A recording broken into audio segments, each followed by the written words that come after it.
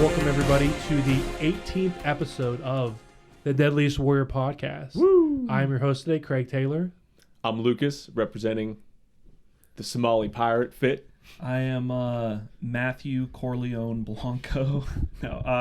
Matt Davis here, representing the Medellin Cartel. Yes. Along with for International Women's Month, we have... Alyssa Davis, wife yeah, of Matthew Davis. Yes. That's right, boys. She's taken. No simps in the comments. The first woman on the Deadliest Warrior podcast. the first woman who's watched Deadliest Warrior.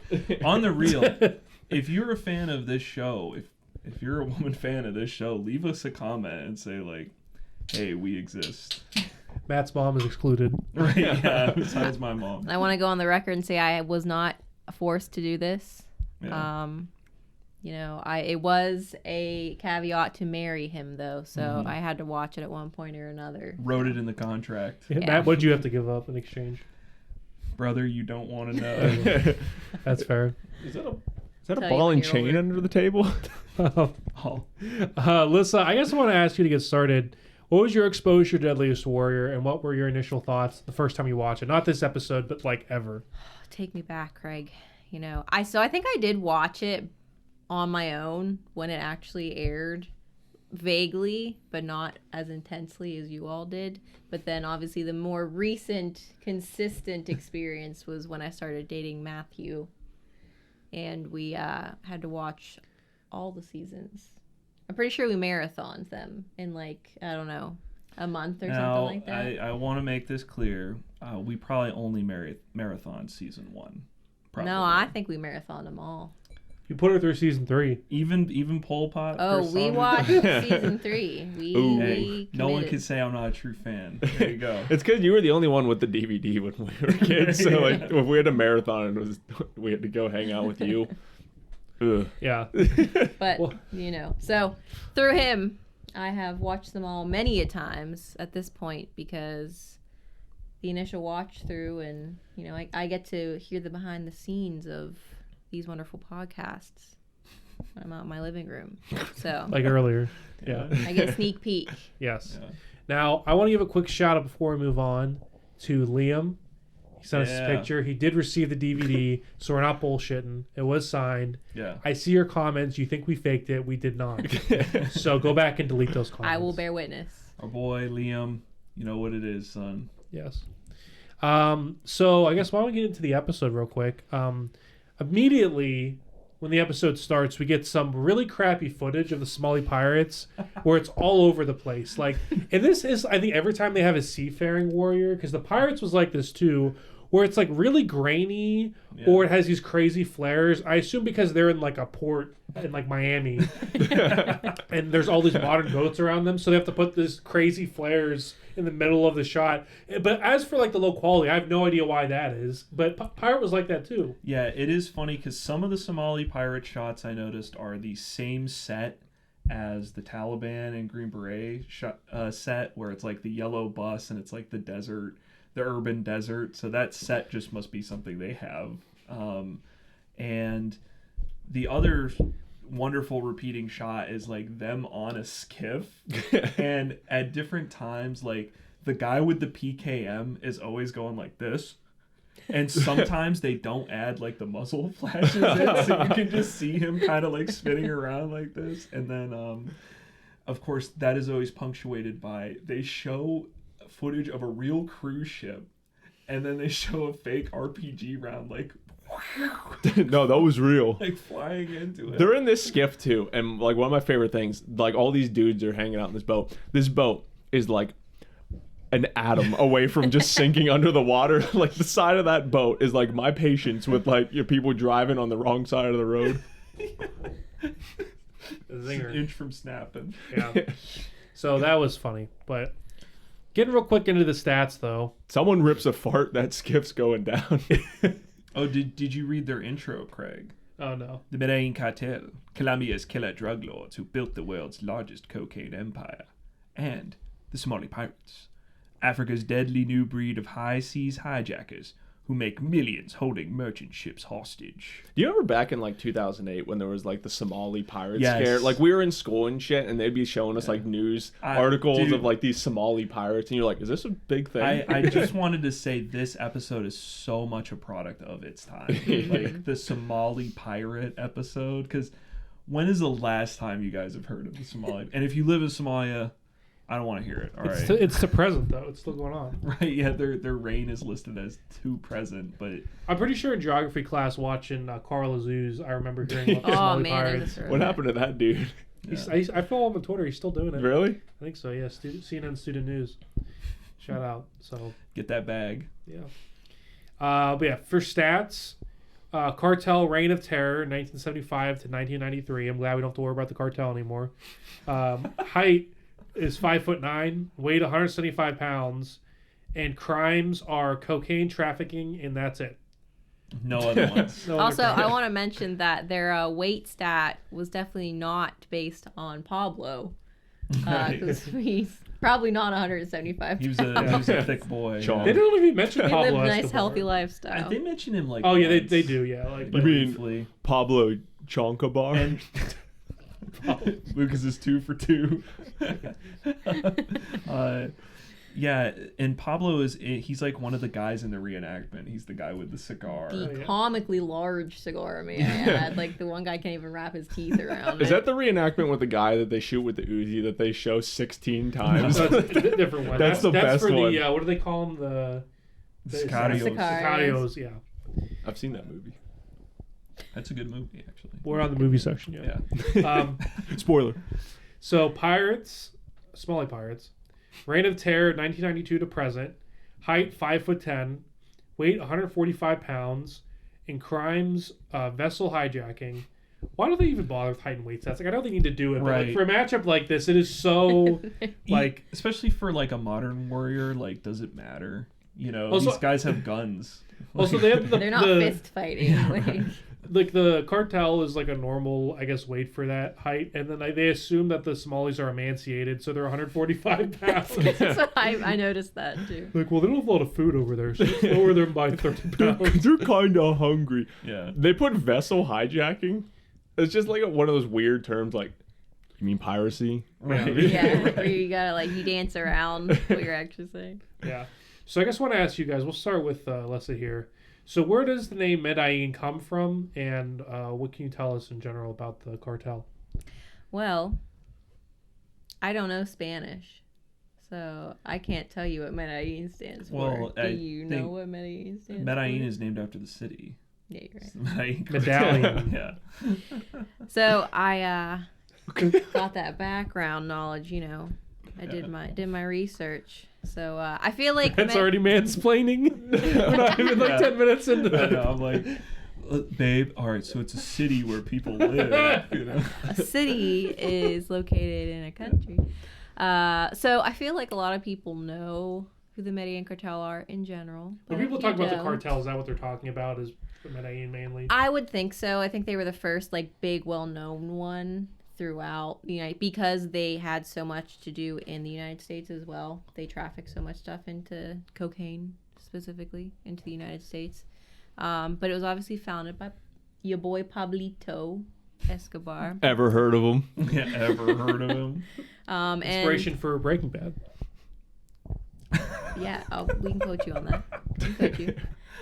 So essentially, he founded the Medellin Cartel with a bunch of other fellow drug traffickers. And they kind of took over the scene, you could say. So that was in like 1972, early 70s. Cocaine was their thing to do. They liked it, snorted it. Made a sold lot of money off made of it. Made a lot of money. I believe they made, I have this fact. Yeah, 60 million daily and 20 billion per year in profits. A lot So of countries don't make that. that's a lot Probably of bag. Somalia doesn't make that much. I would think not. You might be surprised. Piracy pays, boy. Well, I guess it sort of leads us into Somalis. Lucas, What's actually I wrote this down. What's maybe a misconception about the Somali pirates you discovered in your research? Well, we'll hit up my facts and see if there's any misconceptions in there, because I don't have one on the top of my head. But let's dive into some piracy off the coast of Somalia, shall we? It mostly occurs, I think they addressed this on the show, in the Gulf of Aden, the Gardfui Channel, and the Somalian Sea. So Somalia has been a place of pretty much constant turmoil for decades. For like 30 years. They had a civil war. I think it started back in like 1980, 1990-ish. And that's essentially what happened. Was there was a collapse of the Somali government and dispersal of the Somali Navy. So fishing vessels began to conduct illegal fishing operations, which was kind of taking away the local fish stocks, causing people to starve. So what they do, these groups would they formed to deter the invaders. So the Somali pirates initially formed under kind of a good thing to get rid of these illegal fishing vessels, and they would use small boats and sometimes hold vessels and crews for ransom. Getting a little shady here.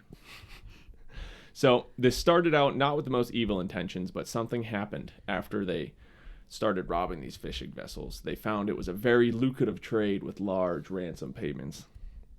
They then decided to start pirating commercial vessels. We're diving into some dark shit here.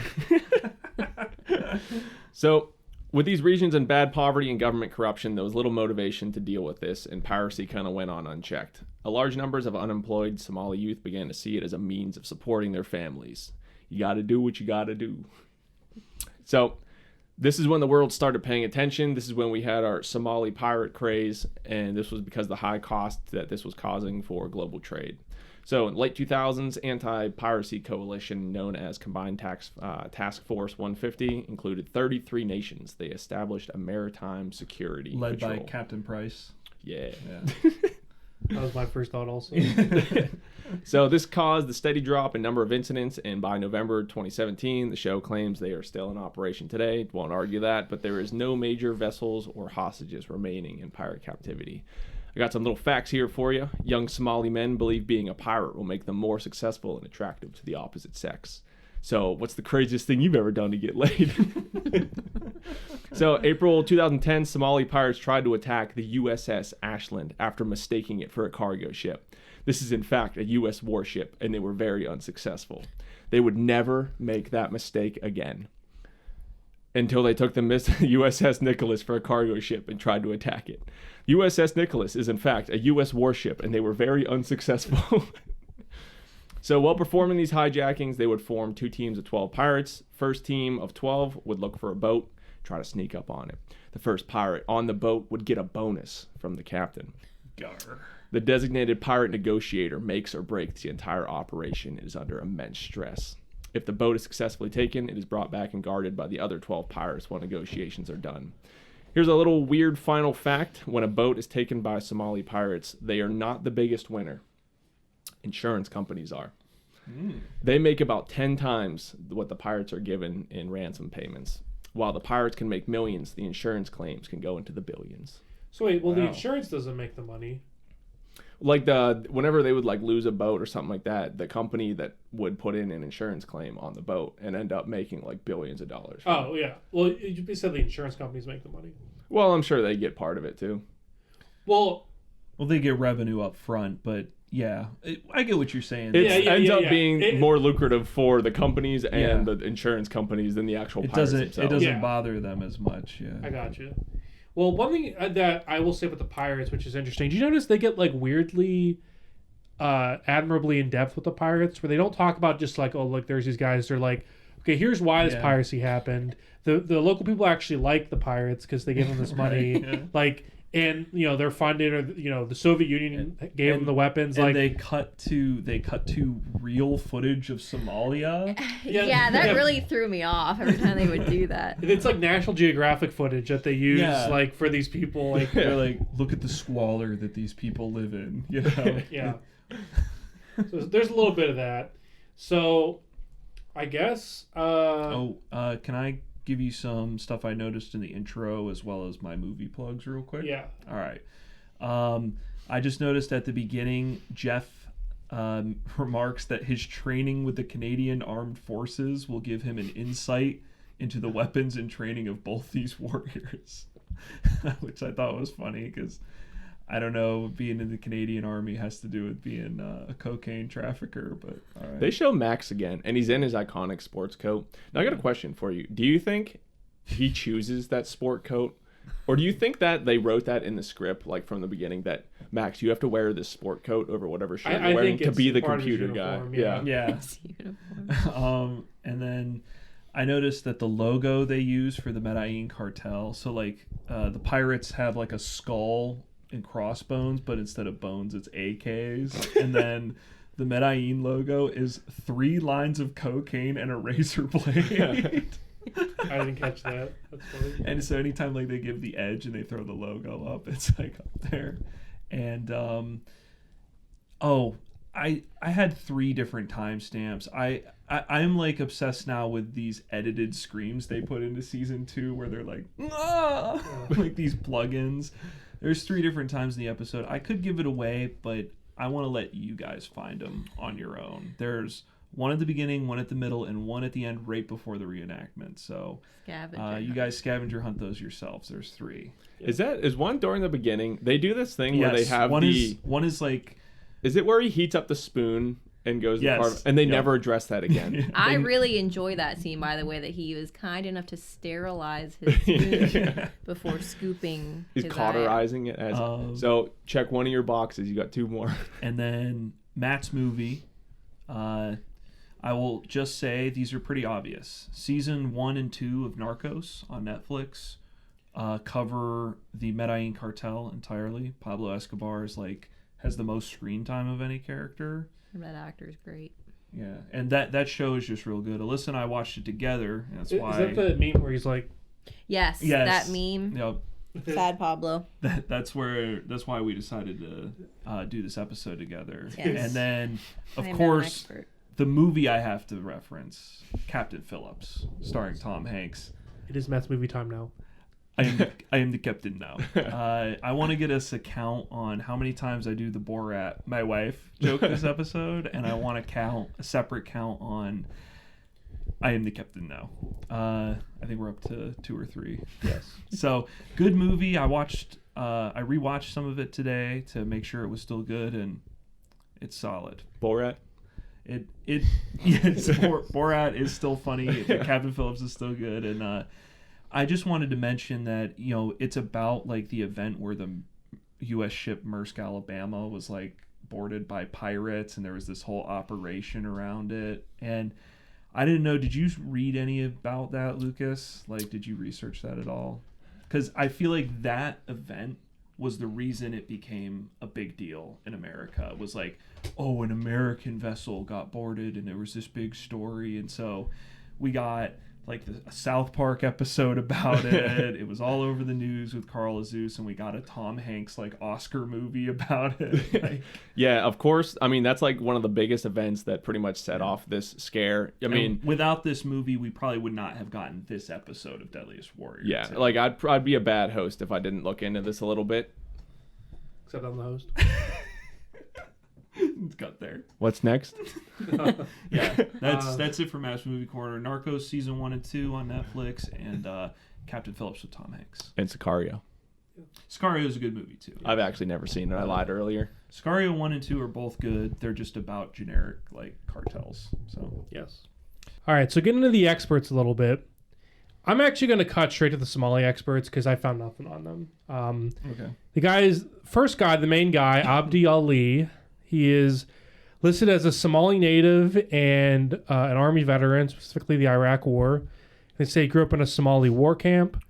He shares the name of a Somali Canadian sociologist, which makes him unsearchable. Because if you search him, you get that guy. If you searched his name, Deadliest Warrior, you get the Deadliest Warrior wiki. So he seems legit, as I'm sure we'll get to the AK test. His marksmanship's very, very good. I'm sure you'll tell me it's fake. But at face value, it's really good. No, so. I actually have a similar note to yours, Craig's. Okay. There was one other search term that I got for him, too. When I first typed in his name, there was apparently a Somali colonel in the Army who recently went to jail for torture. And I was like, oh no. But let me be 100% clear. That is not him. This guy does not look like him at all. That is not him. Yes. So this guy kind of went off the grid, but I like him. Then we have Haji Yukash, or Yukash, I think is how they pronounce it. List him as a Somali refugee and weapons expert. So he's not really in the show very much. It's mostly, I feel like, mostly Abdi. And I just found Deadliest Warrior stuff. Yeah. So. They found him. They had him with like the revolver he brought from home in his intro. Yeah. I tried pretty hard to find something. He only gets like 3 lines in the whole episode too. And I'm gonna say half of it is just him saying, "I am ready." Yeah. it might not be He's like Darth Maul. Yeah. it might not be exciting, but that means for once we have some decent experts. Is my counterpoint. They're not just straight actors or friends of the crew, at least that I know of. So we might actually have some real experts on our hands. For the Somali pirates. I do have to say, I do love the credits that they give as the people's titles, not only in this episode, but in all episodes where, your job per se or your role is Somali refugee. Yeah, that's your expertise. Or there's been some other good ones too, but Like, I'm sure you know a lot about Somalia if you are a Somali refugee, don't get me wrong, but to say like I'm a weapons expert because of this, it's a little silly. He's the only, they found like the whip chain guy. He doesn't speak English. Yeah. Chain whip. Yeah, he's the Whip chain. he's the grappling hook guy. He's the only one trained how to use a grappling hook. So now moving on to the cartel experts, I saved them for last because they're the most interesting. So we got Michael Corleone Blanco. at one point they do pronounce it Corleone. Corleone. They're not consistent with how they Michael pronounce his Corleone name. Blanco. Doesn't Blanco mean white? I think so, but I also Queso Blanco. that's not the most interesting part of his name. White House. It does it. If you've seen White cheese. Blanco means white. Queso Blanco. what is it? Are we talking about Queso Blanco? Casablanca. That's what I dip nachos in. That means White House? Casablanca. But you know what? I never made that connection either. Learning things every day. Owen Wilson, Jedediah. Now we got Casablanca. I just wanted to mention that the main character in the Godfather movies is Michael Corleone. So I have to think that Griselda named her son after Michael Corleone. Yeah. Which, speaking of her, they say he's the son of a Medellin Cartel boss. Which, interesting twist. You think it's like Pablo Escobar, but is actually a woman, like you said, Rosalia Blanco, female Florida drug boss, the Queen of Miami. So that's another reason why we had you on. Yeah, shout out. Gotta represent, stick together. Girls get it done. Real quick, Yeah, Women's Month. Pause this video. Go to Hulu. Check out their selection of Women's Month favorites of women directors, writers, and actresses. I literally saw on Amazon, it was like just their 4 like top fantasy shows. It was like important women. I was like, none of those women are real. It's like saying Guy Month and putting a picture of Jon Snow up there. Like, that's not a real guy. Lois Griffin. Yeah. But anyway, yeah, it's kind of interesting that like I feel like that's a GTA character almost. Not saying anything negative about her, but like it's cool that you have a boss that is like female. It's pretty I think rare. I saw something too where she was the first female billionaire in relation to like being a drug dealer or something like that. So suck it, Kylie Jenner. You weren't the first. Griselda Blanco. Billionaire for drugs. Yeah. So in my research, it's all legit. He's very, very public with it. He's been on some TV shows. Obviously, like his mom was a pretty important figure in like cocaine trafficking at the time. He says his mom was the inventor of cocaine trafficking. I don't necessarily doubt that. Google could not confirm nor deny such a claim. Yeah. He has a pretty poppin' Instagram with 210,000 followers, and he now sells CBD because, of course. Yeah, right. Why not? He also has started his own clothing line, Pure Blanco. I did not make that up. That means pure white. What? Are the It means clothes White House. only white? Yeah, it means White House. Yeah. Because if not, they're off-brand. I'm going to Google some of them while Craig's reading the rest. He also had a feud with J-Lo when she portrayed his mom in a film, but did not consult with him on how to play her. He was like, it's pretty messed up. They don't talk to the family. She like, I guess, wouldn't answer his calls or something. when I say feud, I don't think she cared, but Well, a lot of the t-shirts just say Pure Blanco or Cartel on them. I don't know if I'd walk around with that shirt. this white ass dude wearing a Cartel t-shirt. Me walking around Southern Florida in a Cartel. We're gonna make a Xenu game shirt that just says criminal and nothing else. The Xenu Cartel. What was I going to say about him? Oh, I watched an interview that was interesting. He said that he had a relatively normal childhood, actually. It wasn't like his horrible thing where his mom like abused him or something. Like, obviously she was really rich and that changed it, but it was just like having like a rich mom. So I don't think he... I wonder how much he was involved in cartel stuff, because it seemed like he was just the son. Yeah. It didn't really become... It's like AJ Soprano. He's like not in on it. I assume so, yeah. Isn't that weird? Whenever like these like crime bosses really like have children, like in your mind you're just like, you associate their child with them, but technically as long as they don't participate in it or anything, like they're just like a regular person also, but you like kind of lump them in. You're like, how's this guy going like public with his story and stuff like that? But I mean, you know, from our perspective, technically he's done like nothing illegal. He didn't do anything. Yeah. But you like just associate them with their parents. Yeah, I agree. And speaking of that story, next and last we have Kenji Gallo, who's listed as a former cocaine smuggler. They call him a henchman, which I think is like, how crazy would it be to be able to be called a henchman? Like, it's like being called an NPC. That's a resume builder. It's really for funny. sure. Well, he's also like working with his like an undercover boss too. Yeah, which we'll get to that. So they say he's now an FBI protected witness and that he changed his life. And he says the cartel would make between $60-65 million a day, which is what Alyssa kind of backed up.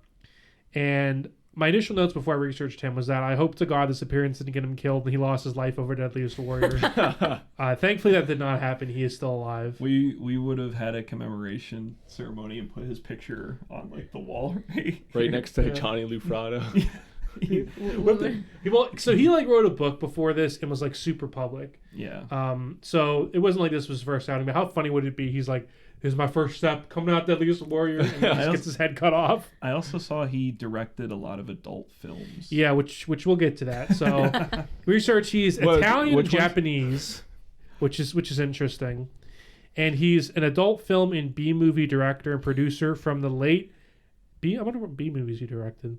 1980s to early 2000s. He directed 29 adult films, although the adult film IMDb says 30, so which we'll get to those. While a filmmaker, he met and married adult entertainment star Tabitha Stevens, so supports sex workers. We love that. Craig spent a lot of time researching this section specifically. I was at the library. I couldn't look up that much. So they had a short-lived marriage, and they appeared on a Jerry Springer episode titled "I'm Married to a Porn Star!" exclamation point. He got into the adult film industry by Lucas is Googling her now. Does she have a category in Pornhub? Yeah. Is she official? Yeah. Does she have spouses on there? Kenny Gallo. Yeah, there he he's is. on Google. That's awesome. Kenny Gallo, Jerry Springer. I've tried really hard. Wait to a find minute. it. I'm gonna try to find it. Were they married They're to 1997? Yeah, they're saying they Okay. don't know when the year they got married. Okay. But, so there's Peter North, of all people. They said that he met him and got him into the porn industry. So they were partners. Nice. And there's a 45-minute special about him on YouTube, which is interesting. It's from a show, but it's weird. If you really want to know about this guy, again, it's like a TV show from like the 2000s. You can learn about him. And he's on Instagram, on Twitter as well, and now trains in MMA. And what I want to do is a special treat. I'm going to pull up his porn IMDb credits, and I want to read you some titles. I think this will be fun. We're going to show you. We're going to Kids- cut in a video right Kids, here. turn your volume down. Yeah. So, no peeking. Oh, I'm getting all kinds of ads. All right. That's malware. Click on it, Greg. Click on it. I'd rather not. Oh, click on that ad. It says you'll won't last 4 seconds. All right, come on, let's. It says I can't tell anybody I'm playing this game. So, this first one, I don't know if I can even say this. I feel a little uncomfortable. You're fine. Okay. So, it's Black Ass Masters 1, 2, and 3. I want to say it's not the masters are black. The masters of ass are black, not the other way. So What's the other way? Just say it and move on. we're gonna move on. I want to hear him keep trying to explain it. So we got starting off with Black Ass Masters trilogy he directed. It's my favorite trilogy. Cream Rinse, I like that. Lord of the Rings is a close second. Down and Dirty, Grunge Girl Chronicles, Dr. Finger's House of Lesbians. This one's called Fuck Soup. I'm glad we picked this episode for my wife. You know to what? come This is on. what the podcast needs. This is what we've been missing. Okay, wait. Fuck soup. We're only on the F's, guys. Good Pussy, Straight to the Classic. Point, That was good. Middle-Aged Maidens, Motel Sex 3 through 5. So One and two. Middle-aged maidens Yeah. is just Well, a different way to say MILF. it's like the medieval MILF. That's See, mams, when it middle-aged comes maidens. when it comes to the Motel Sex series, he's more of like the James Cameron. Like he innovated on the already established formula. Yeah. So Yeah. older women with younger ideas. Rebecca Wilde is Wide Open. Rosie the Neighborhood Slut. And my personal favorite, Slamming Granny in the Fanny. Dude, I want a shirt that says that. That was my favorite one. Slamming Granny in the fanny. That's what you guys tune in for. Oh man. So Well, that's it. What a That's treat. the I want episode. to see. They should edit his lower third instead of like saying like former mobster director slamming Granny in the fanny. So Can we slap up the box art for that? Like his top credits, like they give the director's top 3 credits usually. That's his top credit. slamming Granny in the fanny. Yeah, no one that I recognize. Unfortunately, it was made in 1995. So I assume the actors are dead at this point. Yeah, look at this. Oh man. That dude's got to be. Mitchell, if you beat me to the timestamps on this episode, please leave a timestamp for slamming Granny in the fanny. Yeah. So yeah, those are our experts. So I Some want to get more- into the Some show. more of an expert than others. yeah, I know. An expert in granny fanny slamming. Oh yeah. So without further ado, let's get into the episode here. Yeah. I want to say we mentioned how they use National Geographic footage when talking about the Somali pirates, and we also get a really bad RPG effect. We're gonna get more of those. This episode's chock full of them. So get into explosives. So we got the car bomb. Stats are a frag radius of 100 yards, dynamite 40 yards. 40 pounds. Oh, I thought 40 yards. I was like, what the fuck? 40 pounds of dynamite. That's a big car. Yeah. Remote detonator. And what I thought was interesting, what are you looking at? No, this is just going to be my biggest grievance for leaving. Okay. I'll let you finish first before Okay. I start bitching. So my biggest thing is, are most car bombs ignited from starting the engine?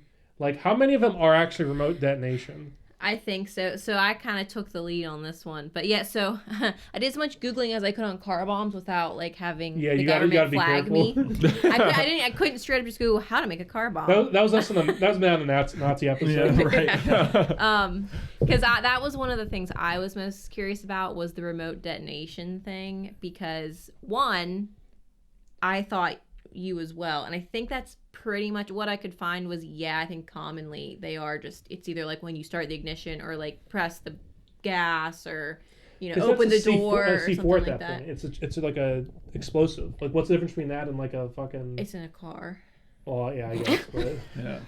Craig, this is the car bomb. Any bomb No in a car. But at car that point, becomes if a you- car bomb. if you have to sit there and wait, like that's not as like stealthy. And Well, that's what I mean. this whole thing is inspired by like a real event. wasn't Yeah, it? I've got a part on that real quick. It's highlighted right here. So now, Matt, I think it was you, but it could have been Craig.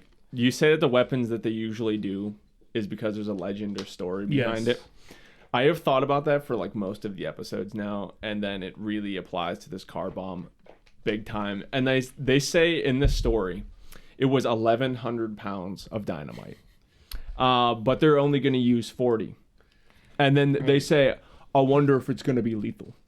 Yeah, 40 pounds of dynamite is gonna be lethal. They act like this is like an everyday weapon in this show. I'm gonna start bitching. So, we normally set up car bombs at 1,100 pounds, but we'll substitute 40 this time. I don't think they grasp how much fucking dynamite that is. 1,100 pounds. And I assume this was a one-off event where they purposely needed, like, a very large explosion for the show. Like, the show is just like, we need something that's going to blow up really big, so let's do 40 pounds of dynamite. It is a cool-looking explosion. The car, like... it like mushrooms and the car goes like flying forward, like, and they had this is the episode they had to actually travel to Nevada somewhere to do it. Yeah, because it's 40 pounds of dynamite. But I also enjoy that you can just see the highway in the background. Well, we'll get to that with the test. Okay. They throw around this number like, oh yeah, all of our car bombs, like there was that one event, but they act like every car bomb is 1,100 pounds. It's like, well, why not 5,000 pounds? Why not 10,000 pounds of dynamite? Like, it doesn't fucking matter. They just did this because they wanted to have like the biggest explosion. It pissed me off. 10,000 pounds of dynamite. But they act like this car bomb, like, our standard car bomb is 1,100 pounds of dynamite. Like, that's like bigger than a car. I want them to set it off instead of like a detonator. They set it off by like lighting a giant wick and have it do it like Sonny P. Zekas where he lights it and then he puts the cigarette in his mouth and he's like calmly walking away and they're like, Sonny, get back here! Get back here! I want to see the guy that walks out to his car. And there's 1,100 pounds of dynamite. He's like, sitting on gotta top go to the of his grocery car. store. He like opens the door, the dynamite falls out. Who left this in here? Man, I've been meaning to clean this out. He texts his wife. He's like, you left the dynamite in here again. This is my Every biggest. time you borrow my car. This is my biggest grievance relievance because we'll get to it more with the Edge too. But they just act like this 1,100 pounds of dynamite. She's like, oh yeah, it's like we just throw around 1,100 pounds of dynamite whenever we want. Yeah. So well, I'll say real quick. You're going to talk about the event, and we do get to accompany the description of the event a 100 pixel image of the aftermath to accentuate the carnage. But what did you find out about this? Yeah, because I was interested about that because I had heard about it. I think they mentioned it in Narcos too. There's a whole episode in Narcos. That's what I thought. We've watched it a bit ago, so had to consult Matt on some details, but that's what he's here for. But so it was on December 6th, 1989. So I believe the show says it killed 52 and injured 1,000 more. So when I was trying to see if those was accurate, I found 57 people killed, and then I found between like 1,000 and like 2,500 injured. It's somewhere around there. It was a lot of people. But they did use 1,100 pounds of dynamite, and it destroyed 14 city blocks and 300 plus commercial buildings. That's the normal car bomb. So it's just, It's like we the used end 1 of million. We blew up a whole country with 1 million pounds of dynamite. If I remember, like in the, this is I let you research the cartel actually. Because I figured I could spend a ton of time bitching about the guns in the episode. I remember on the show, like, there's this whole thing where the Medellin is like, they're like at war with the government, basically. And so they're constantly doing these terror attacks where, like, they blow up an airplane. And then Pablo did this one where he blew it up, like, right in front of the DSA building, I think is what it is. Yeah, the airplane bomb was actually, like, a little over a week before this one. So this was, like, the last attack when they were doing all of these like politically aimed terrorist things when they were having that like unofficial war with the Colombian government, because this car bomb was supposed to assassinate the DAS director, which he did not actually get harmed at all. He actually was fine somehow, but he was in the bathroom. But then they got him with the Jurassic Uzi. They went up to him and they went like he came out and he goes, that's an awfully hot coffee pot. We're wilding out on this episode already. Yeah. Good. This is like back to back with the Roman Centurion episode. yeah. But they did use car bombs often. So this was actually like they did actually use them. It is a true fact. But yes, I'm sure they weren't all 1,100 pounds, as Lucas stated. You know what I just thought of is like, do you ever see in like the Halo Infinite clips where like to beat the boss they get a bunch of fusion coils? That's like the equivalent of like that. That bomb is just like. And like the world, like the frame rate drops in the fucking country. Yeah. All right. So, car bomb test. I will say real quick, Spanish speakers in the audience, sound off. I sent some snaps about this. Michael is describing the car bomb and he calls the cartel the Medellin Cartel. The Medellin drug cartel used it in front of the DAS building. Medellin Cartel was trained by paramilitary groups. That's Medellin style. Now that's a Medellin car bomb. And listen, I made the Spanish 202. I passed Spanish 202 with like a B. I don't think that's the Spanish pronunciation of Medellin. But he says like, and he says it twice. He says like Mangian. I'll obviously put the audio in here. I probably already did, but yeah, I don't know something. I mean, I'm sure he knows more than me how to speak Spanish, but I don't know what he meant by Mangian. Maybe it's like a George Lucas thing with how George Lucas he has his own it, canon pronunciation. where like everyone calls him Count Dooku, but George Lucas says Doku, and like the Gungans are the Gungas. Maybe that's it. Like if you're in the Medellin Cartel, you're like, we don't pronounce it like the normies, you know, like it's Mangian. Mangian sounds way less cool. So, but what do I know? Michael, sound off in the comments. The Gungas. Send us some CBD. So the test, it's a really impressive explosion. It's really big. They make a point to show cars driving by where they're testing, and I'm very curious what their thought of the explosion was. Leave a comment if you saw the Deadliest. They will interview you. If you were in Nevada driving and saw the footage. column of smoke. And you hear Jeff going, whoa, like freaking out.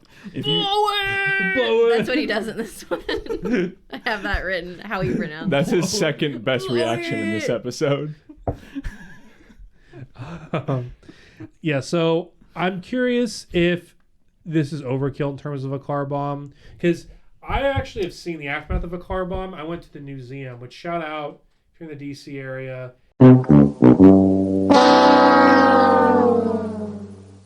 It's not just about like news. It's like one of the greatest. It's the best museum I've ever been to, but it's a lot of American history stuff. And the story here was like, it was some pro civil rights like journalist that like, I think the KKK set up a ball. I don't remember, but it had his car. And like the guy survived for one. No one's fucking surviving this. And it kind of blew out. I feel like it was under his seat somewhere. So like the metal in the car was kind of blown out underward. And I'm sure he got like shrapnel and like his ass probably got blasted. Yeah. But yeah, so that's I think more of like a car bomb. I think we started the car and that's what happened. So this is obviously like a controlled explosive. It by definition is a controlled explosive. But yeah, is this really like what a car bomb is? Like either do the 1,100 pounds of dynamite or give me a normal car bomb. I feel like most car bombs would take out like one person. Yeah, it's the person who owns that car. But like, Craig, you know what that is, right? That's a wiper blade. It's a wiper blade. But you know what that is, right? That's a wiper blade. Yeah, yeah, that was funny. Max points out that there is a wiper blade gets stuck in a dude, which is kind of cool, but also the way he says it is like, dude, it's a wiper blade. Dude, there's another funny part after that where like they're going through the different dummies and they're like, this one's dead and this one's dead, and then they get to one that's just laying on the ground and it's in pieces, like the legs are off. It's like they're looking at the torso, and Jeff goes, all right, I gotta say, this guy, he's probably got dropped lung, perforated intestine, blown eardrum. According to my numbers, this is not a lethal blow. I love that. According to my numbers. I always love their line for a lethal blow in this show. Like, I just think about the time they gave the edge to the ninja blow gun. Like, if you get just tapped with a little piece of venom on the thing, instant death. But like with this, if a car bomb gets blown up next to you and you have ruptured eardrums and a collapsed lung, you can still pick up your AK. I mean, he has one arm. He could crawl to a trauma center. So it was instant death at 40 psi was what the patches measure, right? And he said his was at like 33 psi. So he's fine. A dude blows up. There's nothing but like a pair of lungs left. Armand comes over. Yeah. He's gone. So I guess I just would add, like, I know why they brought this weapon on, because it's really cool to look at and it has like a tie-in with the cartel. When I say, how does this work in the sim? Obviously, we don't know whether the sim is actually real or not, but just take the premise of the sim. It's like, this is a 4-on-4 fight or whatever. How does a car bomb even work in this scenario. That's one of the notes I had, yeah, because I got a newsflash. They're pirates. They don't drive cars. Well, there's a hilarious exchange where Abdi says, he's like, we're pirates. We're in a boat. Like, you can't get us with a car bomb. And they go, well, we'll just put the bomb in your boat. I love when you're a pissed off white guy and you go, newsflash. Yeah. Well, I will say real quick before we give our like thoughts on the bomb. Yeah. At the end, Abdi says the car bomb would not be effective because Somalis would be, quote, moving around all over the place. Yeah. Michael appropriately responds, well, then we'll move the fucking vehicle. And then Abdi replies, well, then I'll move out of the way. Yeah. Just like, touche. I noticed that too, Fair where he goes, yeah, I had that whole exchange too, and he's like, I just move out of the way. As if it's like a baseball or something. Like, Yeah. So, oh man, a car bomb. yeah, I mean, this whole test, cool explosion, and they did it because of like that historical event. No clue how it works in the sim, even more than the other weapons. How would it work in a theoretical sim, even like? Because even if you give them like traps, the benefit of that, like the punji stakes, Yeah. like that, okay, like maybe it's like video game rules, but like this is a car. They don't drive cars. I guess it works where it's just sitting there on the map, and the Medellin have a detonator that they just click or whatever. But Yeah. I don't know. And I also am curious what level explosive they actually put in the sim. Yeah, because 14 city blocks. Yeah, Wouldn't right. that just, the fight would start, they go click. I was about All to the say guys disappear. Wouldn't that get every single kill every round? So they had to have put like a smaller one in there. Well, then what's the scale? That's what I'm asking. I don't know. Let's cover the RPG so I can bitch on All the right. edge. Yeah. Because that's my bitch. Right. So let's just go to the RPG. Stats, range of 250 yards, 3 feet, okay, 14.5 pounds, and the ammo is PG-7V Warhead. Now, if all of our astute viewers out there might say, Craig, RPG was already on the show. Would they change the stats on the same weapon? Yes, they would. So I pulled the stats. On Taliban versus IRA, they mentioned, I mean, some of these are like totally I'm different so like, glad you categories. I did not catch that. That's awesome. Yeah. So it was first used in 1961. So this is really the only significant change. On this episode, the range is 250 yards. IRA versus Taliban, it's 920. So quite a nerf. Well, if you remember, I had a whole section in that episode about where the U.S. Army did like a chart for range, and I talked about it on there, like that 900 is ridiculous. This range is a lot more accurate to what an RPG would be like shooting. Yeah, it's like a fucking kilo yard in IRA versus Taliban. And they mentioned the caliber is 40 millimeter. I don't even know what that means. And the ammo is like a shaped high explosive. So the only real difference is that range, and it's a pretty big one. So I did notice they use the same decoy RPG as in the Taliban episode, and it is because they never take the warhead out of the decoy RPG, so guys are sitting there in the fight club just swinging around pretending like it's a real one. And you remember we were cracking up because Fahim Fazli, one of our fave experts of season 1, is just like aiming the RPG around the lab. But they do it in this episode too. And then like when they're walking up to present it, like Haji, I think is his name, or Haj, he's just got like the RPG and it's got the warhead in it, and he's just sitting there talking to Jeff like, yeah. I'm like, don't sneeze. Well, I wonder if that's fake. Like, Yeah. So, very interesting test. Abdi says that the country was a Soviet dumping ground, which is how they could have gotten an RPG. Jeff jokes, we gotta take a trip to Somalia. I got a little interjection right here. So I Fucking looked whitest up. statement. dude, I wrote, I want a spin-off special where Max and Jeff go to Somalia and try to buy an illegal weapon. So I looked up if Excuse me, sir. Max has the vest on. He walks up to like a bunch of like pirates, like gang members with like machine guns, and like, "Excuse me, sir. cool sport coat. Would I be able to purchase one One RPG. RPG, please?" So I looked up if Somalia was safe to travel to. It was listed under level 4, do not travel for the following reasons. COVID-19, crime, terrorism, civil unrest, health issues, and kidnapping. There was a following excerpt that says, if you were currently in Somalia despite this advisory, leave. Damn. I'm sure there's a lot of friendly people in Somalia, but as some people have said, it's like the wild, wild west. Jim West, desperate. Well, one thing, I don't want to cut the turkey too early, but in the aftermath, they talk about the Bakaran Market or something. They say it's one of the most violent places on earth. Have you ever heard of that? No. Yeah, well, look it up. I was going to, but then I didn't. Do you have a note, Craig, where they say they're testing the RPG on land due to Homeland Security restrictions? Yeah. Due to Homeland Security restrictions, the weapon will be tested on land to see if it can take out a tanker's command center.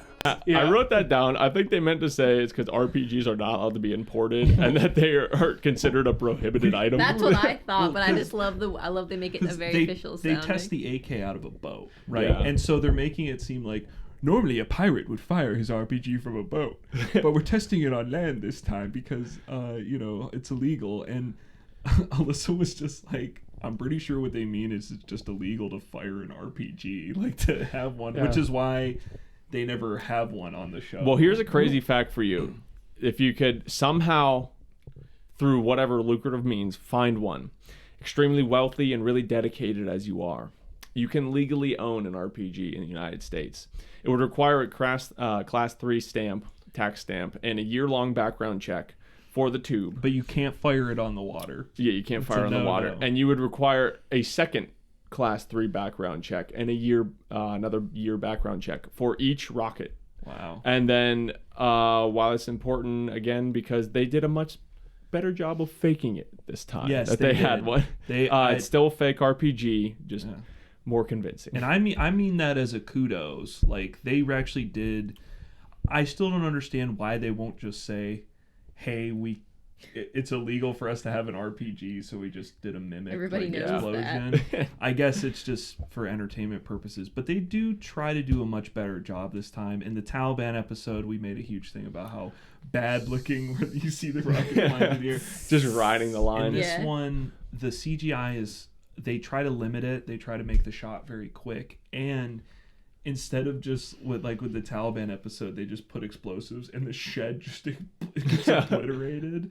In this one, they put like a shaped charge. They look on a door, underpowered this almost. time, too. Yeah. So that it just blows like a hole in it. And you're right, it's almost like too underpowered now. But they wanted After watching an 1,100 pound scaled down to 40 pound explosion, they're like, here's an RPG.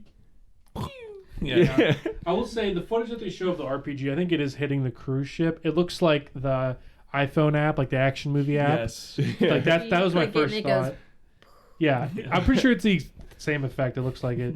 I do want to ask you real quick, Lucas. I thought it was interesting how they mentioned how the Soviet dumped their weapons in Somalia. Like, what does that mean? Why would they do that? Sure. So my fact checkers out there, did Somali pirates have access to RPG-7s? Yes.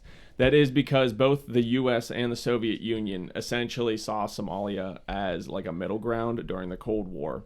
So during different periods of time, both the U.S. and like Soviet Union supplied Somalia with mass amounts of weapons. So they have access to U.S. and Soviet weapons. It was to help the country. Yeah.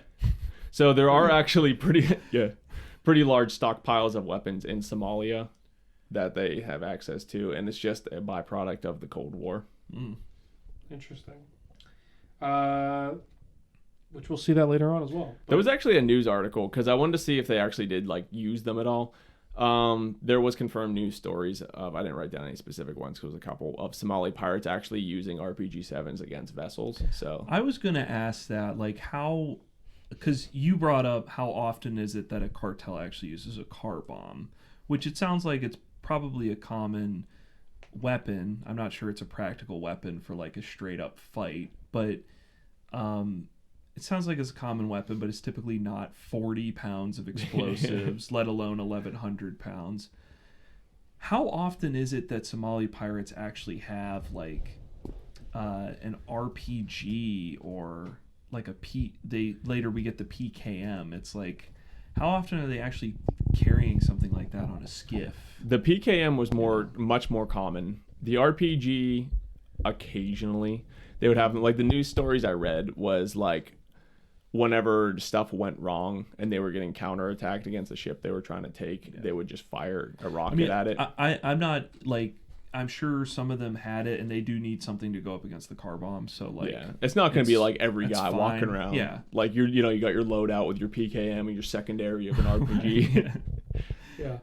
So I don't have much else to say about this test other than we kind of touched on, like, there is clearly a charge on the door, and the fire of the explosion is meant to hide the fact that it explodes from the door. Like, so that's kind of cute. But Mr. Blanco acts so unimpressed with an RPG. It's still an RPG. It was funny. He calls it a rocket. They come running over and try to make such a big deal about this explosion. And I remember there's a part where Max is like, "Whoa, check that out."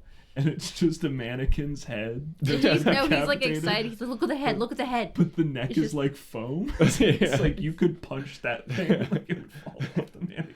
Whoa, just take it easy, man. And that kind of goes into, it shows a little later on in this episode. I think Max is like sick during this episode. Yeah, he's not very active. That or he was pissed like he was with, like, the topics of the episode. That was Cartel. And, like, I'm not trying to be, a dick or whatever, but you could see that Max has like a bloodshot eye. Yeah, he's like pink eye. Yeah, so I wonder, like, if Max had pink eye and he was just fucking really tired on this episode, or he's high on Dayquil or something, because the whole episode he's kind of like he's just not his same jovial self. He's kind of zoned out. It seems very forced. Like, a lot of it seems like there's parts I'll point out later on where he's just like, "Yeah, no, that's pretty impressive."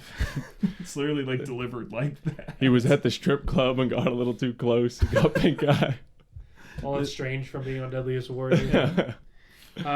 So somehow, like, another reason this test is fake is there's a dummy inside the hut that RPG's fired inside of, and it's not dead.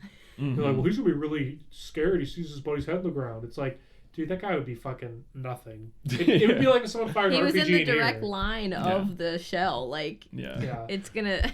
Yeah. This guy's going like, whoa, with no ears. Yeah. Edge car bomb. Anyone have any opinions? Yes. Real shocker out of left field here. I disagree with the Edge entirely. In real life, no one is gonna want a car bomb over an RPG in this one-on-one, like, gang fight. They give it to the car bomb because of this giant explosion from the 40 pounds. I won't harp on it anymore. Why not just give them 10 billion pounds of dynamite? It's the bigger boom. It's the one you care about. They always, in explosive tests, give it to the bigger bomb. I don't think there's been one single time they've deviated from that. And we'll see it again later this season with episodes we've already covered, like Lucas's favorite, the mechanical landmine gets the edge. And who would want to trap over a reloadable and mobile RPG? Honestly, and that's what I mean. Abdi brings up that an RPG can be aimed and reloaded. I guess my opinion on it, I think Abdi's got a great point with that, and I think Dorian, who ends up giving the edge to the car bomb, has a great point about the greater explosive power. I guess it really matters how is something like this deployed and how big is the explosion. That is a problem we run into all the time, where they don't give the metric of how big something is. It's like, it's custom. Or they'll say, the original one was 1100. We're scaling this one back to 40. Well, then which one one is getting put in the sim? Obviously, why 40? Why not 5? Why not 80? Because it's like, why you not said, 10 billion? If they're putting the car bomb in there, the world just if they're Dragon Ball Z, if they're putting the car bomb in there, one of those things touching off is going to kill the whole Somali team. If it starts out on their side or whatever. But the RPG ends up with more kills at the end of the episode because it makes more sense as a practical weapon in this style of fight. Yeah. I did want to say that, so I agree, but some of the pros that they list for the RPG, I don't know if are entirely, like, accurate, because I know they tout it to be like, well, it's portable and you can move it around, you can reload it, but, like, it is an RPG, so you yourself, like, you gotta carry the shells around. It's not like you have like a whole clip of bullets on you. So you got like You gotta wait a 2, year. maybe 3 reloads. Yeah. And you can't really like run around with it. You're kind of stuck in one place. But I do agree that like the RPG More versatile. should have, yeah. Mm-hmm. You can aim it. Yeah. Which is important. Dude, who carries around the 1,100 pounds of the car bomb? The problem is with RPG, you do have to wait a year for every round, and you also can't fire it from a boat. And you have to hit like Right. prestige level 70 Real down. Yeah. usually before you unlock You it. can't get the skin. Yeah. You need a gold RPG. It's Okay. boring until you can do that. Yes. Oh, I did want to mention this here. Transitioning to the next weapons. There's a couple notes that are in there I'm sure you'll ask me about, but transitioning to next weapons, I noticed the Somalis wielding an familiar AK with a folding stock inside the Fight Club. This is the specific same model they use in the Spetsnaz episode, and there is an iconic shot of Sonny holding it, and they put his name card up when they first intro him. They're like, the dirty work for the Russian army, and Sonny pulls back the bolt on an AK. It's the same exact one that They you use see. the underfolder 'Cause- for the picture in this episode too. Yeah, because I think it's just like this model one they have laying Yeah. around the studio. So I just wanted to bring that up. I also noticed the M60. There's like a model M60, but it also has a belt of ammunition. And Kenji is like sitting there, and he's like reload. He's like cocking it, and I'm like, is that fake ammo or like what? Or is it real ammo just stuck in the fake gun? Maybe I don't know. I just thought it was kind of funny. Like, is the ammo fake? Like, what's going on? Because he's in the Fight Club. This machine gun is sitting on the table, and he's just going like. Yeah. It's like, what is he doing? I imagine it's all just props that they Yeah. use in there. Yeah. So we get a little interlude with the training/funding of the Somali pirates. The show claims Somalis are backed by Somali warlords and wealthy financiers for weapons and boats. The show claims that the drug cartel is trained by and employs Israeli commandos turned mercenaries, which is interesting. The sicarios. They have to no. another example of them like having to shoehorn another Deadliest Warrior into a Deadliest Warrior episode. Yeah. But that is actually true from my research. Well, I will say before we get into like the actual truth, I want to mention we get the footage probably the 3rd out of 10 times of the guy getting assassinated with an Uzi, and he gets shot like 70 times, and there's like one red spot on his shirt. It's like ketchup. Yeah. I go to shake his hand. He like shakes his hand. He's like, It's like the little Joker buzzer from Batman Yeah. where he's like, "Eh." Yeah. So, any truth to either of these things, guys? Did you find anything about the financiers? Or the... I'll go into notes on the Sicarios. The Sicarios. Notes on the Sicarios. Sicario just means hitman, or woman. Oh, Hit person, if you will. So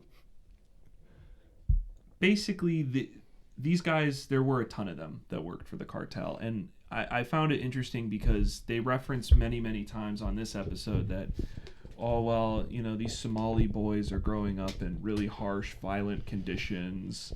And it's like, Colombia in 1970 and 80 was not a great place. It was in open civil war, and people don't become sicarios because they have a great childhood and a lot of job opportunities. I mean, these guys were everywhere. They were basically a plague, and some of them worked directly for cartels as, hired guns and soldiers, basically, and some of them were freelance sicarios, if you will. So, if you wanted to hire somebody to kill somebody, you could.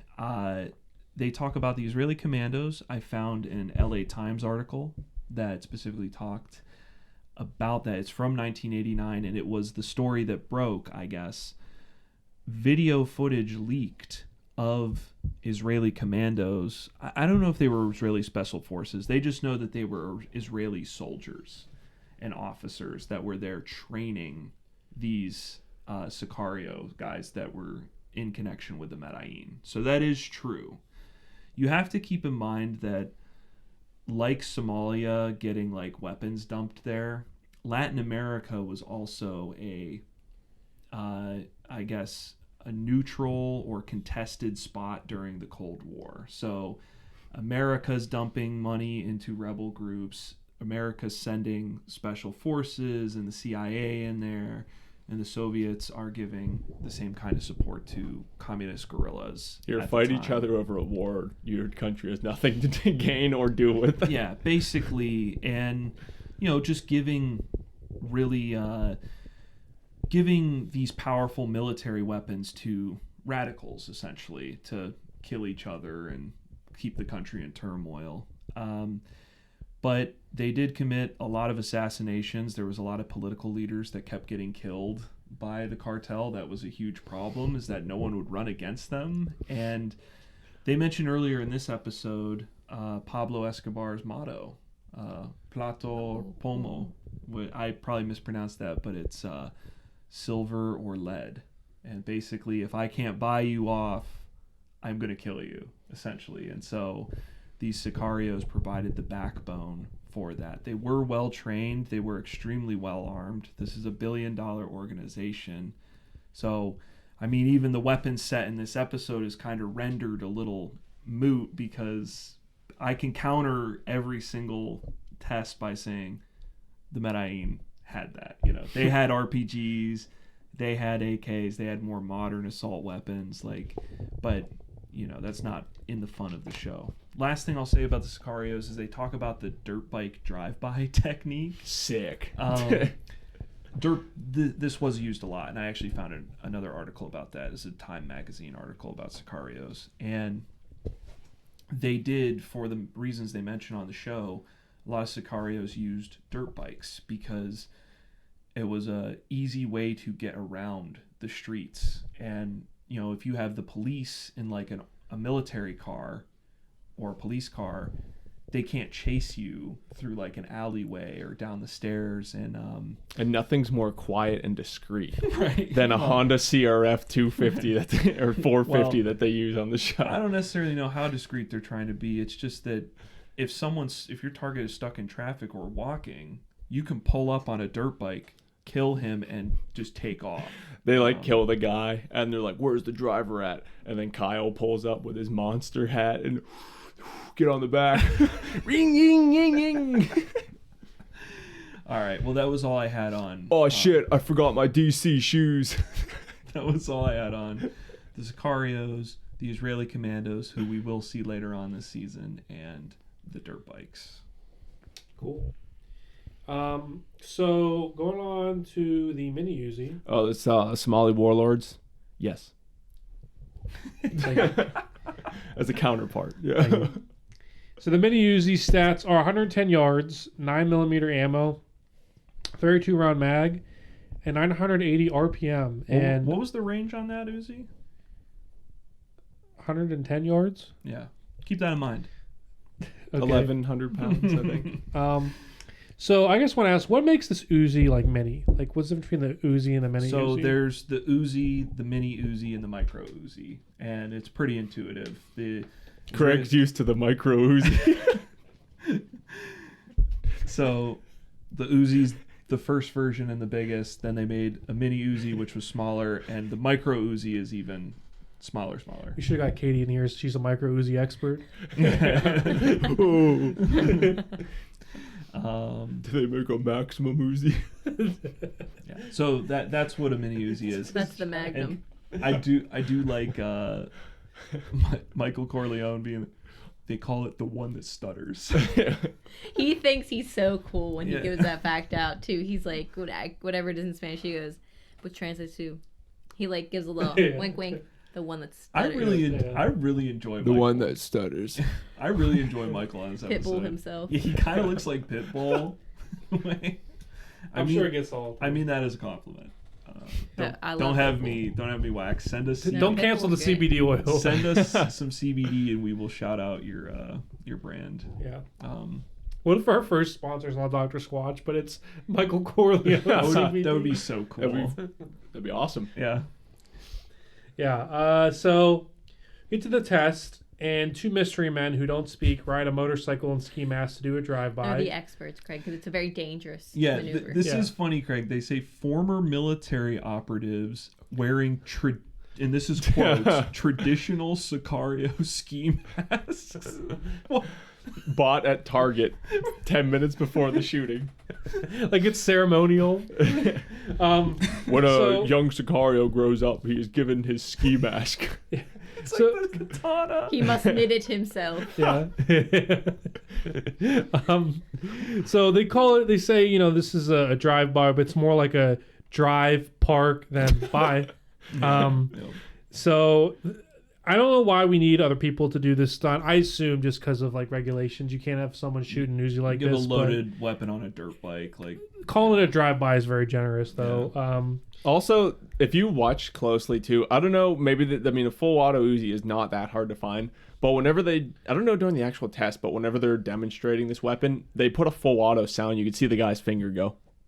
Yeah. For like each pull of the do trigger. They've done that multiple times on the show before, so I would not be shocked if that's the case here. Yeah, if they cut it and put in a full auto sound, he's really... Yeah, and he's just going like this, and they edit the time down and put in the full auto sound effect. To speed up the footage. Yeah, I could definitely see that. Yeah. Obviously, they hit both targets in the head. Abdi, I think, brings this up. Yeah, he's like, I mean... You're right there. You don't need any training for that. 5 feet away. If only they could have designed a better test. Yeah. Yeah. I mean, again, they have to do like the cool in-universe. It is The drive-by. funny and disturbing how much I kind of enjoyed the test because they pull up and they, you know, does it give you anything scientific? No, but that is par for the course on this show. I would say. Could you imagine like I would say Sicarios on a motorcycle? Like these Somali pirates are in a boat. They're just waiting for them to dock, and they're just following them along the shore. It doesn't tell you anything about this gun really, except that it's really good for. They're trying to build the narrative that this is great for close range, but that the AK reaches out farther. I thought the test was fun though. I mean, they pull up and it's just like a blood fountain coming out of both of these mannequins, and it was honestly a little disturbing. It was kind of like, damn, that's what it would be like. Next stoplight you pull up to, you're gonna. Also, Jeff at one point says, on your way to Chick-fil-A, just like someone out to get me. When Jeff starts the test, he goes, "Sicarios, are you ready?" Yo, Jeff has so much fun with the countdowns this season. He just. I want the edit where he adopts it as his bit. That's his field work. He's excited. He gets to be outside in the sunshine. I want the edit where they wreck the dirt bike. I even noticed that for this test, they didn't even have Dorian on set because they're emptying 30 rounds into somebody's head. Like Dorian, well, if we could get him to he's got cranial cortex. Yeah, right. Yeah. Yeah. So the guy's in the car, like head full of lead. He's like, I gotta drive to the ER. Yeah. Who's in the trauma center? Probably not. If his foot lands on the gas and his corpse drives to the trauma center. We also get when they're arguing, Michael gives I don't know if he does this after the AK test or before. I have it written before. He gives us a line where he's like, it's a too clunky, too long weapon. With the Uzi, it's a completely different story. I got the Uzi right here in my coat pocket, and I'm saying, hi, excuse me, what time is it? It's time to die. Yeah. Except very cool. I can see him. He kind of stutters there. He's like, what time is it? It's time to die. Could you see him come to shoot me? What time is it? Put his sunglasses on. Just pull an Uzi out of your pocket. Yeah. Dude, what's that Uzi shaped thing in your jacket? Nothing. Not Happy to see you. Not an AK. Yeah. What time is it? Call Kyle. I need to get out of here. Yeah. So ring. Going on Sorry to the AK. Named Kyle. I'm not. Stats for the AK. So 365 yards, ammo 7.62 by 39 millimeter, 30 round mag, 550 rounds per minute. The only real difference from the Taliban episode was that the RPM was 600 and it went down 50. Yeah, I noted that they changed it like slightly for no reason. 50 rounds per minute. So it's from a boat. Yeah. So we have another weapon that the Somalis and the Talibans both share. What do they have in common? Who knows? Anyone, Lucas, you want to speak on what they might have in common? So I'm pretty sure, I never understood why they show a different model and they're introducing it, than the one they use in the test. I'm just going to dance around that question. Yeah. The intro, they show the underfolder. We talked about that. So we've heard plenty about the AK before, so I'm just not going to cover it, honestly. We've seen it enough. You guys get it. It's a Soviet-made weapon, and yes, the Somali pirates had plenty of them. So we could just go ahead and move on to the test for this bad boy. I agree. So, very reliable. So they It's jumped. they make Abdi shoot from a fucking moving boat, compared to the test where these mystery men park 5 feet away from. Like, Abdi must have been so pissed. So, like, again, is this sim underwater? Like, what is the scenario? They make him fire at like 100 yards from a moving boat. Yeah, compared to, like, basically me They're and like, Matt. come on, dog, you're a pirate. Like, Yeah, it is cool though. So, yeah. and he hits like all the targets, and it's probably the most impressive marksmanship display we've seen in any of the episodes. Yeah, some may I'd have call to it agree. drive-by Somali style. Yeah, Float by. I said Abdi displays some pretty decent shooting at multiple targets while floating on. Though he's not really floating, it's being driven by like a motor. Yeah, But they slow it down a little bit so it's like nice and steady. It's but still though He's like kinda coasting. bobbing in the water and stuff. It's definitely harder to hit than the Uzi test from like 2 feet away. This is the test With the that I was like, kickstand down. Now, criticism I do have here. I have two things. The first thing I'll bring up right now. Abdi displays some good shooting. It says he served in the military. I do wonder if your average Somali pirate would be able to shoot this well. And not just specifically from this test, but that well in general, especially since I think Medellin people are receiving more training. ooh, call on me. Go ahead. Ooh, call on me. Okay. Whenever the I have a Somali... part 2 to that, so... Whenever the Somali government fell, they did have like a military force before. And a lot of that, once that dissolved, it was a lot of those military trained people that joined Going forces into the with pirates? the local fishermen, Okay. and they kind of mingled. So, yeah, there's a fair amount of Somali pirates that, the first time they're holding a gun Well, ever is they're robbing a boat. But there was a Yeah. fair bit of them that were actually like military trained as well. Maybe I could give you this question, too. So, I also question how accurate, like, those black market AKs would actually be. So like, you're gonna have like dirty barrels with corrosive ammo. These weapons are probably not being kept up that well, and I know that with like surplus AKs in other countries, or even if you want to buy one in America, you got to watch out for like the sights oftentimes get like bent, and so it throws off the accuracy. All I'm saying is you do have in this case a trained guy shooting pretty well with a AK that's in good shape. So you're saying they should have slapped some mud on the side and then took a little bit of water and dumped it down the barrel because it's on a boat. I even wrote here, not a big deal. I just think they make such a big deal about their big selling point here is like, well, the AK's got a better range. It's got a longer range. It's got a longer range. But then they only test the AK out to 100 yards. Which they even list the mini Uzi's range as like 110 yards. Yeah, but I want to see someone fire a mini Uzi accurately at that distance. I think you could do it. What I will say is the AK rifle round is definitely hitting out farther than an Uzi would be, because an Uzi barrel, especially a mini Uzi barrel, is like this big. Also, the ammo's probably more destructive with the AK versus the mini Uzi. Yeah, it's gonna travel a lot faster too. Yeah, I just wanted to nitpick like an asshole, basically. Now, to play Sicario's advocate for a second, how often on this show do we say the opposite, that the weapon got screwed over because there was nobody trained to use it, and so they fucked over the weapons? You kind of gotta... No, definitely. Yeah, you kind of gotta look at it both ways, but I did get what you're saying. I do have, when we get to the edge, a little bit of a case to make for the Uzi, but... you want to make it now? Because that's all I have. Okay. Well, yeah. What happens, though, if there's a storm? And it's choppy.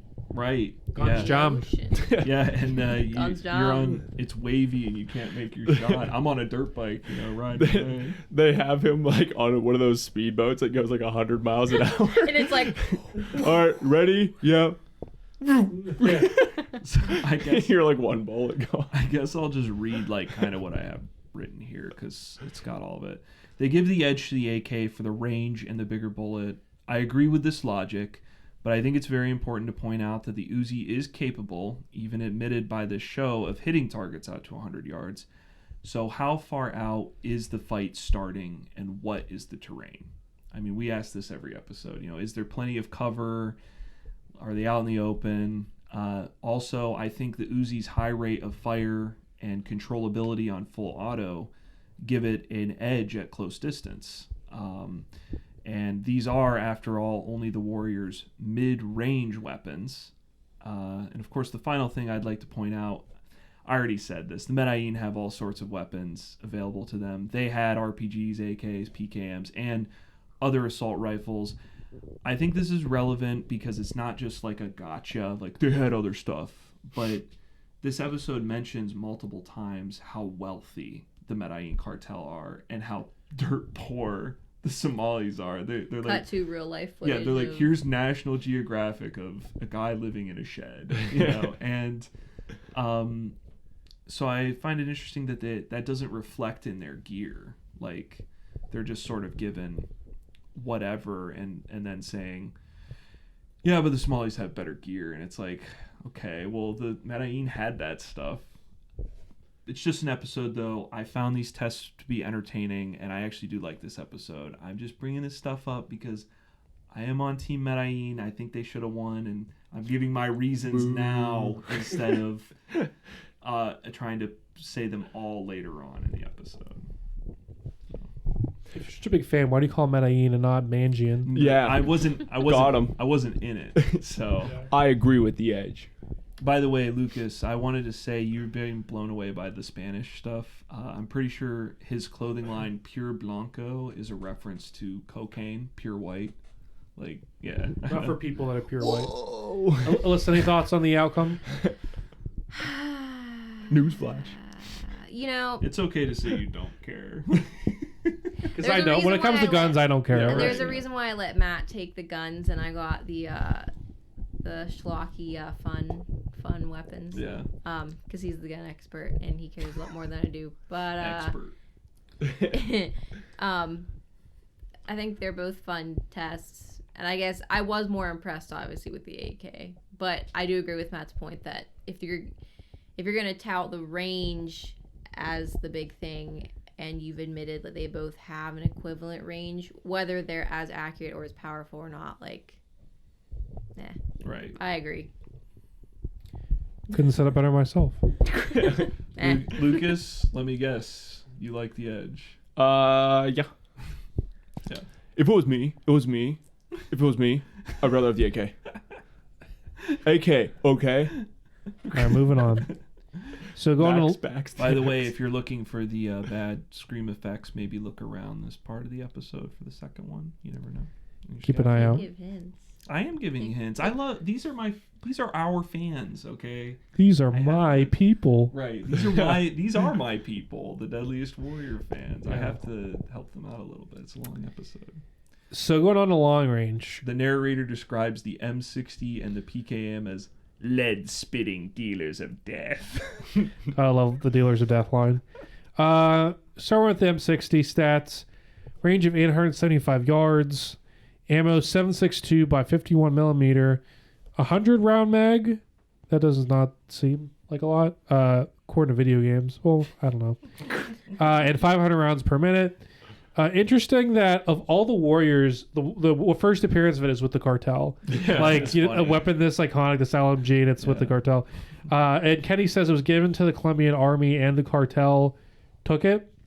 Is this true? And when would the Cartel have used an M60? So, to start, the narrator describes the M60 as the blood-spattering chainsaw. And I guess right here is where they mention the Israeli commandos. Like I said, we'll link the LA Times article in the description.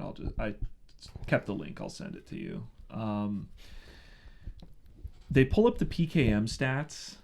And the PKM stats are all virtually identical to the M60 stats. I think it has like Control C, Control V. 100 more rounds per minute. Well, And the ammo for the M60 is 7.62 by 51 millimeter. Yes. PKM is 7.62 by 54 millimeter. yeah, Rimmed, which I don't mention. Well, 54 is rimmed. Yeah. I thought the R stood for Russian. It stands for... We talked about this on the Waffen SS Viet Cong episode where it's very common for the Russians to take a round that already exists, but it was very common for the Soviets because they wanted it to be a Soviet round. They would take a round that exists and make it. I don't know if that's exactly the case with this one because this was made for the Mosin Nagant originally, but in Soviet Russia, a round rims you. The point is they're very similar rounds. They're going to do similar damage when they hit you. Did you have anything more to say about the PKM, Craig? Or Well, I was going to get into... I was just introducing them together because that's what they do on the show. yeah. So, yeah, stats... They try like painting a picture of the PKM as like newer than the M60. They say like they're like the newer Soviet PKM or whatever. There's one major difference between the two. The PKM, they're both ammo, they're both belt fed, but the PKM is non-disintegrating ammo belts and the M60 is disintegrating. So when the ammo belts come out the other side with the PKM, the ammo belt stays intact. Which some people like that, some people don't. Some people think it's cumbersome. You can get that caught on shit. But the M60, if you notice, the ammo belt kind of becomes little pieces, essentially, as it's firing. That is like the biggest main difference between these two weapons. And the PKM fires with open bolt firing mechanism, which improves heat management during automatic fire, which helps avoid cook-offs. Craig, could you tell us what a cook-off is? When you and your buddies get together and cook up some hot dogs. That's just when the gun gets too hot and the ammo essentially fires itself. Like you can't stop the gun from firing. Yep. So we'll say real quick. Stats: PKM range 875, ammo 7.62 by 54 millimeter, mag 100 rounds, 600 rounds per minute. Actually, you can answer my next question, Luke, is just about some of the differences because they, like Matt said, just say that the PKM is newer. Which, like, if you don't know anything about guns, like me and Alyssa, it's like, well, obviously the newer ones could probably like a little bit better. So yeah, but also like I play Call of Duty. Like a machine gun is a machine gun. The LMG class is not that easy to use, Alyssa. Listen, because I'm bad at the What game. are your Warzone wins, Alyssa? Just lie. I killed Ninja. Do you? See, she killed Ninja. Yeah. I use the Rambo M60. If you get fucking stopping power with that shit, it's like a laser. I go ham on Rebirth with it. I had a funny story. I was playing with our friend RJ, who's been on the podcast, and his big cousin, Big Eric. All right. And I was playing against him, and I just kept selecting the LMG class, and I was not aiming, or I was just walking in a circle holding down the fire button, and he could not kill me. It was like the greatest thing ever. So if you're playing Call of Duty, just hold down the fire button with the LMG class. No one will be able to kill you. It's a good idea. Why don't we ever do that, like, as Deadliest Warrior stream, play Warzone, but only Deadliest Warrior weapons? Like a base PKM, a base M60. So I do want to say, quick Google, M60 was made in 1957. PKM was 61. Well, the PK machine gun was introduced in 61, but the PKM variant was introduced in 1969. Nice. Grow up. Anything There you more go. to say about the thing, Craig? No, I'm I sure wanted to go Lucas on and I the- both have some stuff to say. And No, I mean, I just want to go on to the test. Do you want anything before the test? All right, so to set it up, they have a firing range at what seems like a really long distance, and they attach explosives to the dummies for fuck all it's reason. Tannerite. And Oh, yeah, let me get- They have some on the back too. They're like, please hit the Tannerite. Yeah, they wanted them to be able to hit like one the entire time. Maybe. Before Yeah. I go into a firefight, I always put on my Tannerite necklace. We also see the attack bots appear again. The attack mannequins bots in are them. back. Yep. Yeah, they say they put that stuff on there to tell if it's an instant kill, which isn't that like Armand's job, like to tell whether or not it'd be an instant kill. But they need this. They just want explosions. Like, why are you pissing around? And this idea immediately fucking loses all water when the tape falls off, and so it's like hanging off the side. It's like how the attack bots are programmed. Normal movements. Deploy attack bot. Well, you got zigzag. Yeah. That's how you avoid. Yeah. So while Lucas is doing that, and I'll let you guys loose after I just kind of cover what happens. The PKA jams, which according to Max means nothing since all guns are clean in the sim. David Wenham explains what a jam means. Also, again, I just noted that Max... Strawberry. Peach, occasionally. The gun jammed. He's basically defenseless. So... It's jammed. The Somali team doesn't trigger any explosives. Then Kenny shoots the M60 and jams within 60 seconds. And David Wenham again explains what a jam means. Then the M60 jams the second time. Elderberry. And ultimately, Kenny triggers an explosion, which is all they care about. So I guess we also already mentioned Max as pink eye when they talk about the edge, which is funny. So I'll leave it at this, and then I'm going to zone out. Are LMGs really that prone to jamming? Lucas, you have actual experience firing LMGs in the Marine Corps. What is your thoughts on that? I didn't extensively fire them or anything. It was just for like a week, and we really didn't have any jams. So I'm just gonna. I mean, the M60 and the PKM are both pretty much renowned for being pretty reliable. Every machine gun can have a jam. You're feeding a belt through an open bolt system. I did notice in Forrest Gump, the M60 jams in the firefight in Forrest Gump. So I wonder if they just watched that movie and they were like, all right, this is what's good. I've seen people like jam LMG. I don't think anytime I was ever firing, I don't think I ever had a jam. But they teach you to fire in short bursts to avoid a jam. And after he has that second jam on the M60, if you notice, his bursts become much smaller. He originally goes like, and then after the second jam, he goes like, So you think it's real then? Maybe like one of them. I don't know. Who knows on Deadliest Warrior? Like they could have had guns that just. I mean, some guns can just jam for no reason. But they could have faked that. They could have just been like, okay, pretend like it's jammed for a minute for the sake of the show. They could have bought the cheapest one they could find, so it's not in good condition, and that's why it jammed. Yeah. What the Somali, I think it is. As far as the realness of the jam, so in IRA Taliban, they do a super fake and stacked test that ends up like deciding the outcome. This is not as easy to pick apart as that one. Like that one's so obviously fake and manipulated. This one, I think they do a better job of hiding it. I am of the opinion, and it's because this is it's the Davis doctrine, okay, with Deadliest Warrior. Anytime there is a misfire or a reliability issue, it's fake on this show. I'd agree with that. I think they do it to create narratives.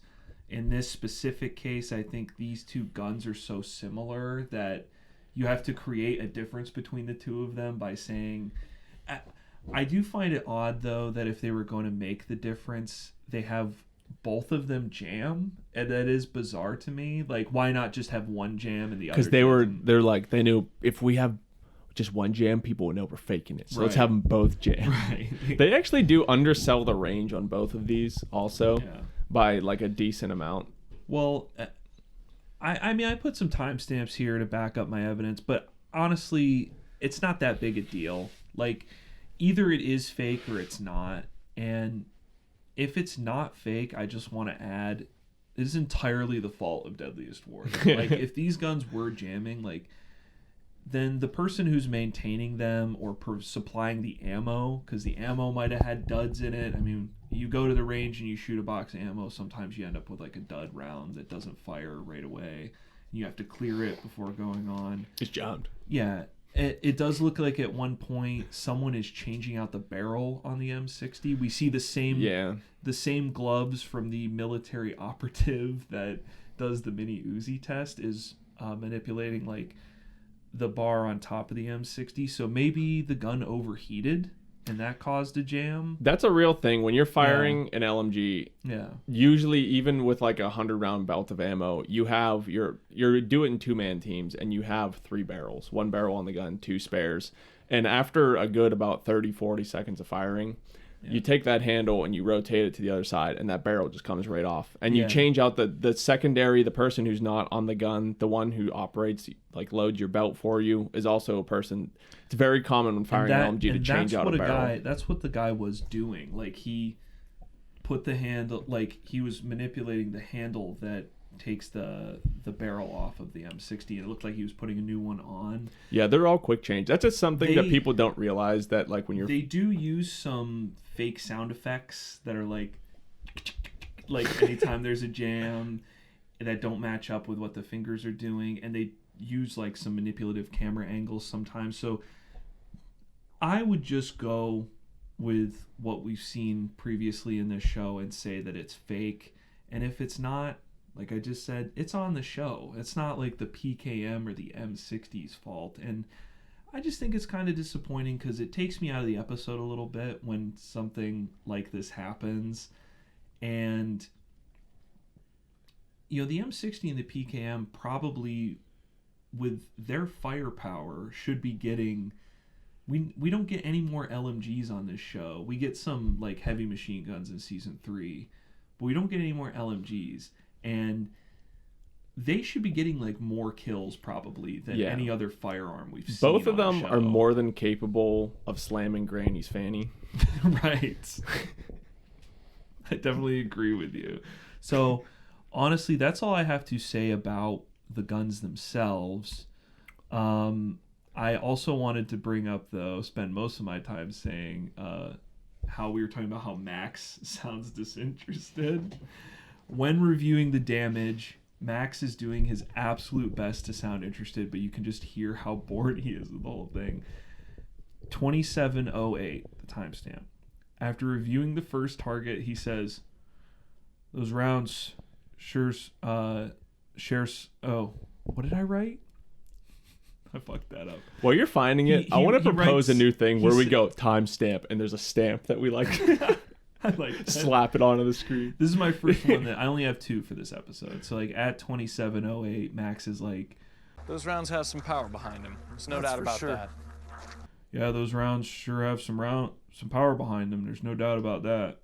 And not only does he sound disinterested, but just look at his face, like in this scene. He's like so bored. It's like Craig when we're talking about guns. Yeah, and it's how he delivers the "there's no doubt." He's like already walking away, where he's like, "No doubt about that." And my second timestamp is 28:53, when they're.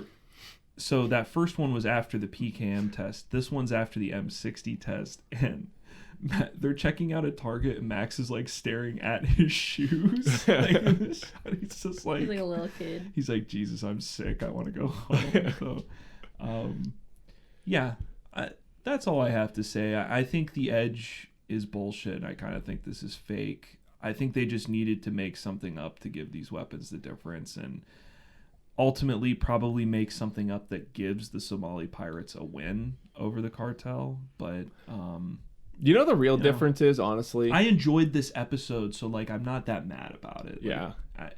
The real difference is between the cartel and the Somali pirates is the Somali pirates, they eat and shit with their rifles. Can you say the same? Right. And I agree with this, Ed. Do you know why? Because my team wins. Right. And that's all I gotta say. Last thing I'll add is when reviewing the M60 damage, we get a wonderful blood explosion in slow-mo when it hits the tannerite canister and the head pops off and it's like... That was cool. Alyssa, did you have anything to say about it? They're like the same gun. Yeah. All right, Craig. Cool. I wish we had gotten more LMGs on this show. Craig was watching the Joker with Joaquin Phoenix on his phone. Yeah. So, let's go to short range. This is the dumbest fucking category. I mean, again, it's mainly just because they have to. But whatever. Start with the machete. Stats. Machete versus the grappling hook. His stats are a 2-foot blade, 1.5 pounds, and wood and steel. Michael claims that, among other things, they use the machete for hand-to-hand combat. And I just imagine 2 narcos just dueling with machetes, just selling things like men. On guard. Yeah. So, what did the cartel use machetes for, and is it true machete scars never heal? Well, so while researching this, I believe I hit the, what do you guys call it? When my Google results pulled up the wiki for Deadliest Warriors in relation to machetes and Medellin Cartel. Yeah. So I'm sure that they probably had them, but I don't think they probably used them as like a primary short-range weapon. A legendary Narcos took out 14 city blocks with just a machete. Just a machete. He's going in Wouldn't steal. buildings. 2 feet at a time. Is that what that Machete movie's about? Machete. Machete. So I don't think that they probably just used like knives like anybody else would, because you're not gonna like Right. pull out your machete. You know who else intimidate. probably uses knives is the Somali pirates. This is probably just. I think it's another stylized. This is probably thing. just a case where it's like, oh, machetes are from this Yeah, area. you use Jason them in the Friday the jungle, 13th. like Yeah. We just give yeah. the Latino warrior a machete. And it isn't like for the Somali pirates. Now we're talking about the Because they give, Medellin. I think they give Pancho Villa a machete too in the episode we've never made it all the way through. Machete. Well, there's got to be like a boat. Isn't a boat knife a thing? Like a sailors have a knife that they carry for like cutting rope and stuff. Or I think a so. boarding axe. Mm. I mean, they probably use a boarding axe over a grappling hook for a melee weapon. You know what they probably use is an AK-47. Yeah. I did look up the U.S. law. Machetes are classified as agricultural tools, so Right. they are not classified as weapons. Like an e-tool. So a minor can own a The machete. tool. Not that if you're a minor, get your parents. I don't know if that's actually supervision, true. get the Don't buy a machete. Don't go out on Lucas' recommendation. So essentially, I don't think they use them for any hand-to-hand combat purposes. And do scars heal? I mean, it will scar. I've definitely accidentally nicked my arm with a machete before, and it healed. Yeah, So all the dermatologists in the comment section, I want you to sound off. What's your best recommendations for machete scars? Yes, Fade quickly. We'll air them on the next step. So We won't. going on to the test. Again, my least favorite type of test. Michael just goes ham on a gel torso. Like, And you see that the gel torso has arms, so you know right away that's not typical. You know, like, oh, those arms are coming off. Yeah. it's honestly not that impressive of like cutting No. either, because the machete is not designed like a sword or knife is to like. It's just like, dude, this thing's for like clearing weeds and like cutting say, down yeah, poppy seeds. Yeah. Right. Yeah. Yeah. Exactly. What are those used for? Well, so I wanted to bring up like, and I think Matt said that you guys have mentioned this before, but like the first thing I noticed was I was like, so there's bones in this like the gel the ballistics gel. What, like, even if they are real bones, you're obviously gonna be able to like cut. They all break at like where the joints would be. You know, it's like he cuts it off at the wrist and then like at the elbow. So like, it cut mimics through human bone. flesh and bone. yes, very You realistic. guys are forgetting though that when Michael is going ham on this gel, he asks, "Where's my Where's money?" my money? Wait, how does that perfectly mimic human flesh? Because with the grappling hook test, they bring out a pig carcass and they Which say it mimics takes human flesh. torment Oh, Yes. the same as I human remember that flesh. clip. right after I lied when I said I only had 2. Here's your third freeze frame, but thank me later. 32:36 freeze frame. Pause the fucking episode. Timestamp. Thank me later. I'm not even going to give you any context. 32:36. Oh, Just give it a pause. Don't think I know even what don't that even is. say it. Also, Dorian refers to the machete as the liminator because it takes out limbs. I hate this show. How many fucking weapons could any slashing weapon? Oh, I also wanted to so the Colombian necktie. Yeah, that was my next thing, They yeah. Obviously give that little nod. So Does every gel have a tongue in it? Didn't I also they was like, shoved I the think- tongue, definitely shoved the tongue in there and for then him to pull it have out. them pull it out. Yeah. Yeah, I thought that too. Because they don't have like their mouths don't open. It would be the point. So I did look that up to see. So it does originate in Colombia. It is obviously a real thing. However, Escobar did not invent the Colombian necktie, which I think some people are under that false assumption. So it started in Colombia during they had like a 10-year period of civil war, La Violencia, I believe. But it was like a form of psychological warfare. It was like late 40s to late 50s. Talk about worse ways to die. I know. Get killed by a necktie. That's a closed casket funeral. They had some messed up ways. Although, like, you could die, like, your tongue would be down here, but you could die. They take it off and they put, like, the tongue Would where you it's say supposed that- to be on, like, the necktie. Would you say there's like 1,000 ways that you could die? The next podcast. I'd love to do God, that. no. Please, God, no. Okay. Did they ever make it to 1,000? You'll find out when we do the podcast. How many words are there time? Okay, so grappling hook. Yeah, let's just move on. Grappling hook stats: a 25-foot rope, which is not involved. I have some things to say. I love that they include the rope on there. Because what the fuck else are they gonna do? I guess Like, like you see him like The guy's gonna swing it. Yeah, he says. you could swing it like a flail. Yeah, he says you could swing it 25 feet out. I'd love to see the dude swinging with this 25-foot rope, creating like a 50-foot Back up, dude. circumference. Yeah. On a boat. Yeah. Also, he calls it a mason, not a boat, or not boat. A mason, not a flail.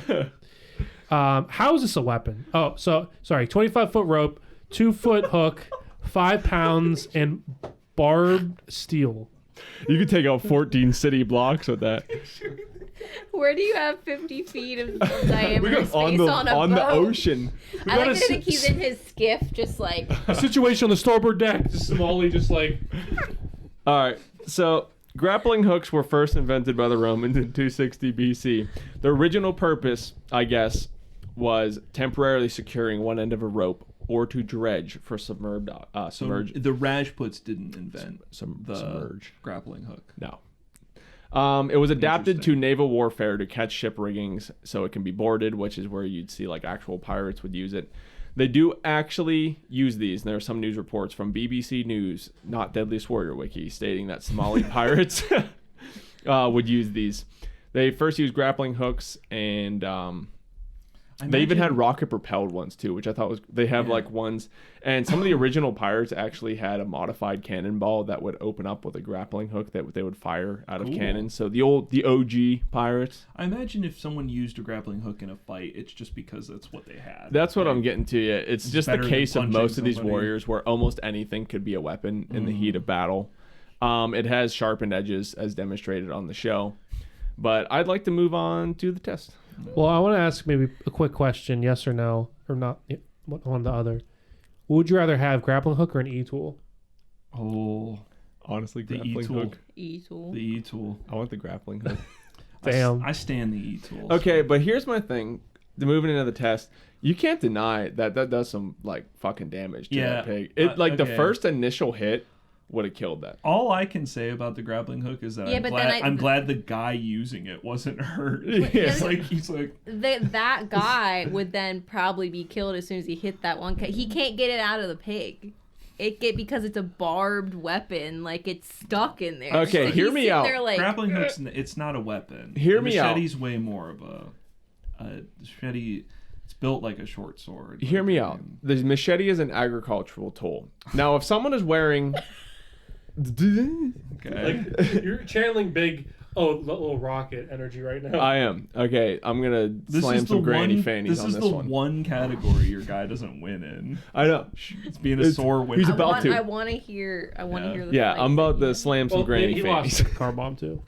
Yeah, they did lose. Right, but the RPG ends up getting more kills in the sim. So this is the only thing that gets outscored in the sim. So Hear me out. I'm going to be the only Edge advocate for doesn't the matter. grappling hook. Sim is what matters. So the machete, the one especially they're using, is not that sharp. And I feel like I'm going to sound like an expert on Deadliest Warrior for a minute. If you're wearing a little bit of like heavy clothing, that machete is going to struggle to cut through any clothing. That grappling hook, there's no denying one good swing with that 5 pounds. Even if you're wearing some heavy clothing, I think it's going to pierce straight through you. And I don't think you need the second shot. That first shot pierced like 6 inches into that pig. And that thing... pretty deadly. Okay, I'm gonna You be the gotta advocate. hold it like an umbrella though to be able to like aim it into. That's fine. all All the you need bars is are one- going the attached to a opposite boat way. and you get pulled away like, whoa. Yeah. All you need is one good hit, and you can swing it. Well, You can swing I'm it. sure you'll appreciate You can that. spin in a circle with a machete. I can tie a rope that on the end of that. After the test, Jeff gives us that was sick. Yeah, I love that part. I gotta check this out, man. That was sick. That is it. That's my when I said he has one good line, like his best line. of I the know episode, Craig's gonna that's put it. that in. He loves a good Jeff. I don't think the overreaction. machete's gonna kill in one blow, but I think the grappling hook has the capacity to kill in one blow, unlike the machete. That's my little 2 cents. Yeah. I put not much to say. Do you guys just want to get into the edge? Yeah, Machete gets the edge. I don't have any questions about that. Yeah. Bullshit. You put up a good fight. Yeah. You know, You're wrong. After the show, Lucas is going to be like, yeah, the machete's so much better than the fucking grappling. No, the one thing that actually genuinely surprised me is this seems like it would be a Deadliest Warrior where they give it to a random weapon, where like you think they would give it to the grappling hook, and you could be like, the hell is Deadliest Warrior doing? Yeah. Like, it's almost like set up to be a perfect Deadliest Warrior. Like, okay, that makes no sense. Let's bitch about it. But they actually go with the machete. Yeah. So, without further ado, the moment you've all been waiting for, let's get into the sim, Lucas. Yeah. Oh boy, my favorite part of the day. Hit that enter key. Everybody at home, hit your enter key. Yeah, everyone hit your enter key all at once, unless it takes you off the video, then don't hit it. Yeah. 'Tis the time, ladies and gentlemen. Grab your drinks, grab some chips, close the curtain, and put the kids to bed. It's time for the sim. It's time for a Somali pirate versus the Medellin. What do they call it? The Menjin. The Medellin Cartel. We open up to a boatload of Somali pirates in an almost sunken boat, just barely staying above the water, patrolling the Gulf of Aden, I presume. I am the captain now. Food's ready. Okay, I'll be there in 1 minute. I gotta finish writing the sim, I said to my girlfriend. You know the guy on the PKM is serious because he's got a badass look on his face. We switch now to the Medellin Cartel, dancing to some Colombian music. Damn, boy. Look at the moves. Some salsa. God damn. Damn, boy. I want to blow out the mic there. Meanwhile, the Somali pirates pull up outside looking for a fight. Hey, they get off the boat, run up the ramp. I love how that one dude is just casually walking around with a fucking rocket launcher. We cut back to a cartel member pretending to kill the air with a machete. The one guy's still dancing. Damn, boy. Look at them moves. This is like, Damn, boy. this is like in Warzone when you're digging around in a random warehouse, Yes. like with your friends, and people are about to sneak up on you. Also, and, the guy with the machete is attacking like the warehouse pole. yeah. He's about to like chop. He's, like, through shadow that boxing. steel. Yeah. All of a sudden, the cartel's spider senses start tingling. Shout out Tom Holland, hashtag not my Nathan Drake. And he turns down the radio. The pirates enter the building with the RPG guy as the lookout. They'll know if someone's on them by a massive explosion outside, I guess. Sweet lookout. So the pirates notice the cartel members doing some cocaine business down below, while our boy is still dancing away. Damn, boy! The first pirate jumps out, guns down a cartel member with his PKM.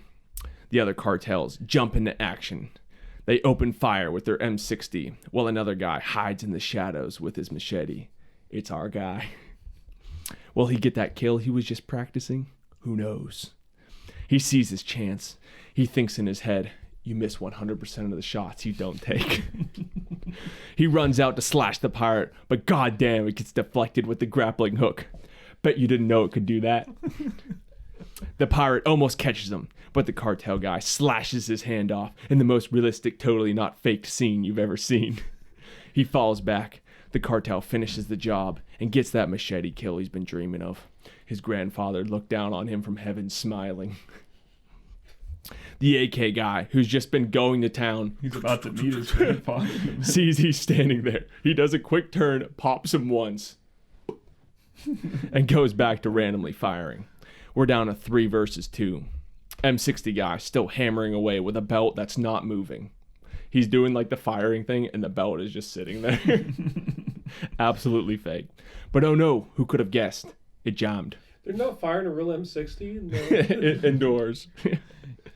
It's This jammed. Guns jammed. It's jammed.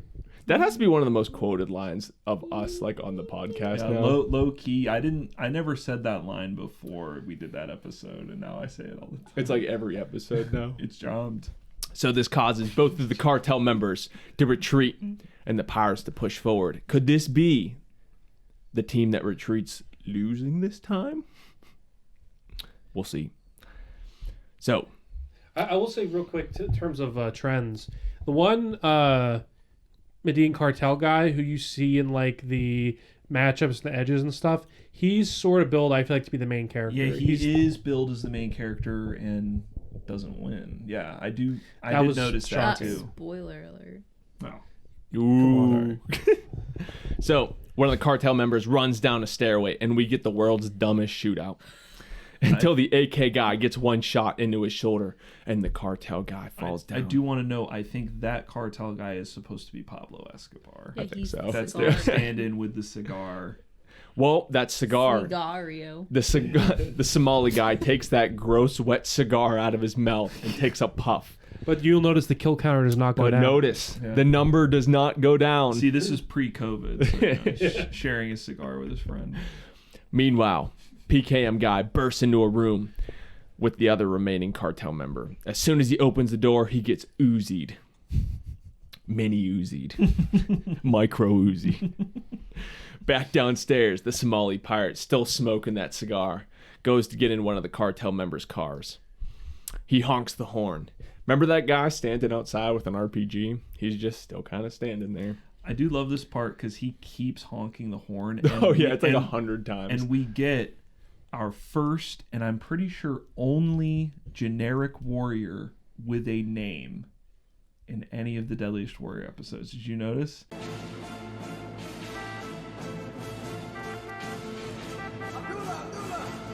Did they yell his name? He keeps yelling, Abdullah.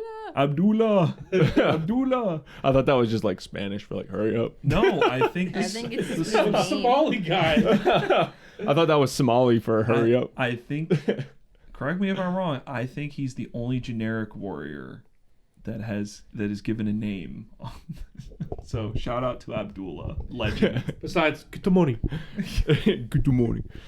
So, Well, those are named guys. Those are named warriors. That's it. Get the money. Oh, sorry. Go on. so RPG guy starts heading towards the car to meet up with his buddy. Then flashback to the not dead yet cartel Pablo Liftabar as he takes the detonator out of his jacket. Shout out to Dom. Yeah, if he watches this, he'll know. They show like 17 shots of this guy running to the car, but he's only like 10 feet away. Abdullah. Beep, beep, beep, beep, beep, beep. Now, I want to call this a Jeep, but I don't think it's actually a Jeep, so I'm not going to call it a Jeep. I'm just going to call it a car It's like still. that vehicle in Warzone you can get hide in the back of. I'm pretty sure. Is it? That's what I remember. Those like generic off-road I think vehicles. it's the brand of car, Dr. Squatch. Well, I have a few questions about this. First, like, why are the Somalis trying to get away in a car? Was this part of the plan? Like, where are they gonna go? Maybe it was a nice car, about and their he's like, it's like GTA 5 where you find a nice custom car, but it's rigged with the car. Also, I like that there is one bag of cocaine and one bag of money. That's all that's in the back, and they're like, drugs, Yeah, he's like cartel, smoking. Yeah, that's why you know it's a cartel, because they have drugs and money. It's not a random car. It's their car because it has cocaine in it. And why do they have all their cars rigged to explode? What if somebody was like trying to change the channel on the TV and they click the button for the car to explode? Then like, you lose 14 blocks of downtown. Yeah. Polly! Well, the Go ahead. important thing is Abdullah makes it. So Oh, yeah. Well, man, he's really hitting that horn, though. The cartel guy hits the detonator, blows up what I presume is 11 billion pounds of dynamite. He kills not only the Somali pirate, but the detonator guy himself. That means it's 1v1. Damn, boy. And that one guy just so happens to have a fucking rocket launcher. Modern Warfare 2, baby. Cartel member rushes up the stairs and exits the door just in time as the Somali pirate is standing up. Oh shit, it's one of those self-locking doors that after you go out of it, you can't go back in. We get the best graphic of the entire episode. This guy is just fucking annihilated with an RPG. Disappears. I love how concentrated the explosion though is. It's literally like It is a really funny shot. Oh yeah, it's great. 5x5, and it's like completely engulfs him and only him. Yeah. That Hey, targeted. Can we get some Abdullahs in the chat? If you don't have anything else to comment Abdullah. Abdullah and Honk. Yeah, Abdullah Hong Kong. Let's get some honks in chat. I want you to somehow pull up the Snapchat filter they use to do the explosions in this show. And, I can find it, and yeah. have us explode at the end. And just like that, with a yell of Somali pirates win. Yeah. I will say, I think the guy, the main character, he looks so familiar. I think he's an extra, maybe like a masked person in another episode. Maybe. Keep an eye out for him, because I swear to God, he looks so familiar. But anyway, winners. You know who he looked like? Are you talking about the Medellin guy that gets blown up? He looks like the expert in the original pirate episode. The one with the long, like, curly hair, but it's like he's got a haircut now. Interesting. That's who he looked like. We'll have to do a deep dive analysis. I'm sorry. We're going to check this out for you guys. But, They brought him back for the pirate episode. Yes. So we got Somali is the winner. Damn, boy. A very, very close matchup. So, Yeah. kills. The second closest matchup of season 2 and the fifth closest of seasons 1 and 2. Yeah. So, awesome. Sorry. No, it's all good. Kills. I don't know why I said it like that. Somali Pirates. The RPG gets 170.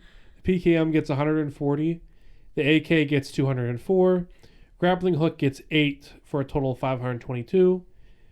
The Mandelians get Car Bomb 140. M60 96, Mini Uzi 188, and the Machete of 54. The Machete. Yes. Total of 478. So my question is how the car bomb got any kills, considering the pirates don't drive cars. They don't really bother mention that. And then Kenny goes, I don't know how we lost. Computers make the cut, but machetes do the cutting. What on earth does that mean? We get a couple baffling closing lines here. That's one of them. And Jeff delivers a real humdinger here, where Jeff says, because they're going through why they won, and Jeff's like, the cartel chose weapons that were fear-based as opposed to battle-efficient. What the fuck does that mean? Pretty sure they have a Mini Uzi in the M60, which is pretty all combat-based. All bark, no bite. Bombs. Child's All play. fear, yeah. That's fear-based. Now, results-based, grappling hook. Yeah. Yeah, so that's bullshit. Should have got more kills. Well, before we get into the analysis, I was just going to dive into numbers, but okay, yes. guys. I was just going to say with the numbers, there's 30 kill difference. The RPG outscores the car bomb. The PKM outscores the M60 by 44. The AK only outscores the Mini Uzi by like 16. And then the Machete outscores the grappling hook by 46, which is the biggest difference. But I think the PKM is what really ends up. The PKM and the fact that the RPG swings the other way, you know, assuming in good faith that the sim is real here, guys, and these aren't all just made up, which they probably are. That's what swings it in favor of the Somalis. So Interesting. just So wanted to talk about that. thank you for the numbers. Know you're the numbers guy.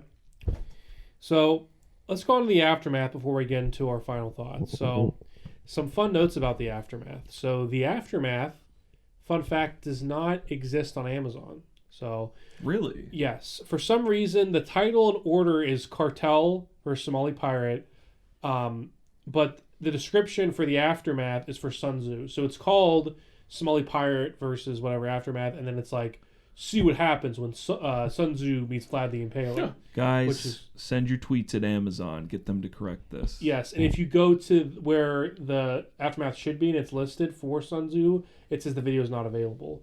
So somebody fucked up. Now, unfortunately, I was not let off that easy because the episode was on Vudu. And shout out to Vudu. The aftermaths are actually 99 cents and not the price of the full fucking episode like on Amazon. Really? Yeah, so... I'm about to hit up Voodoo. Get I know. These aftermaths. Let's hit up the pirate Voodoo. And your first purchase is 30% off with Voodoo. So the episode was 99 cents. I only got it for 79 cents. Wow. Which is fucking crazy. It's a So deal. yeah, shout out to Voodoo. We all know who the real pirate is here, Daniel. I know. Yeah. So, unfortunately, I did have to watch the aftermath. It consists of Abdi, Kenny, and Max, who's wearing a QR code T-shirt. Abdi says, Did you?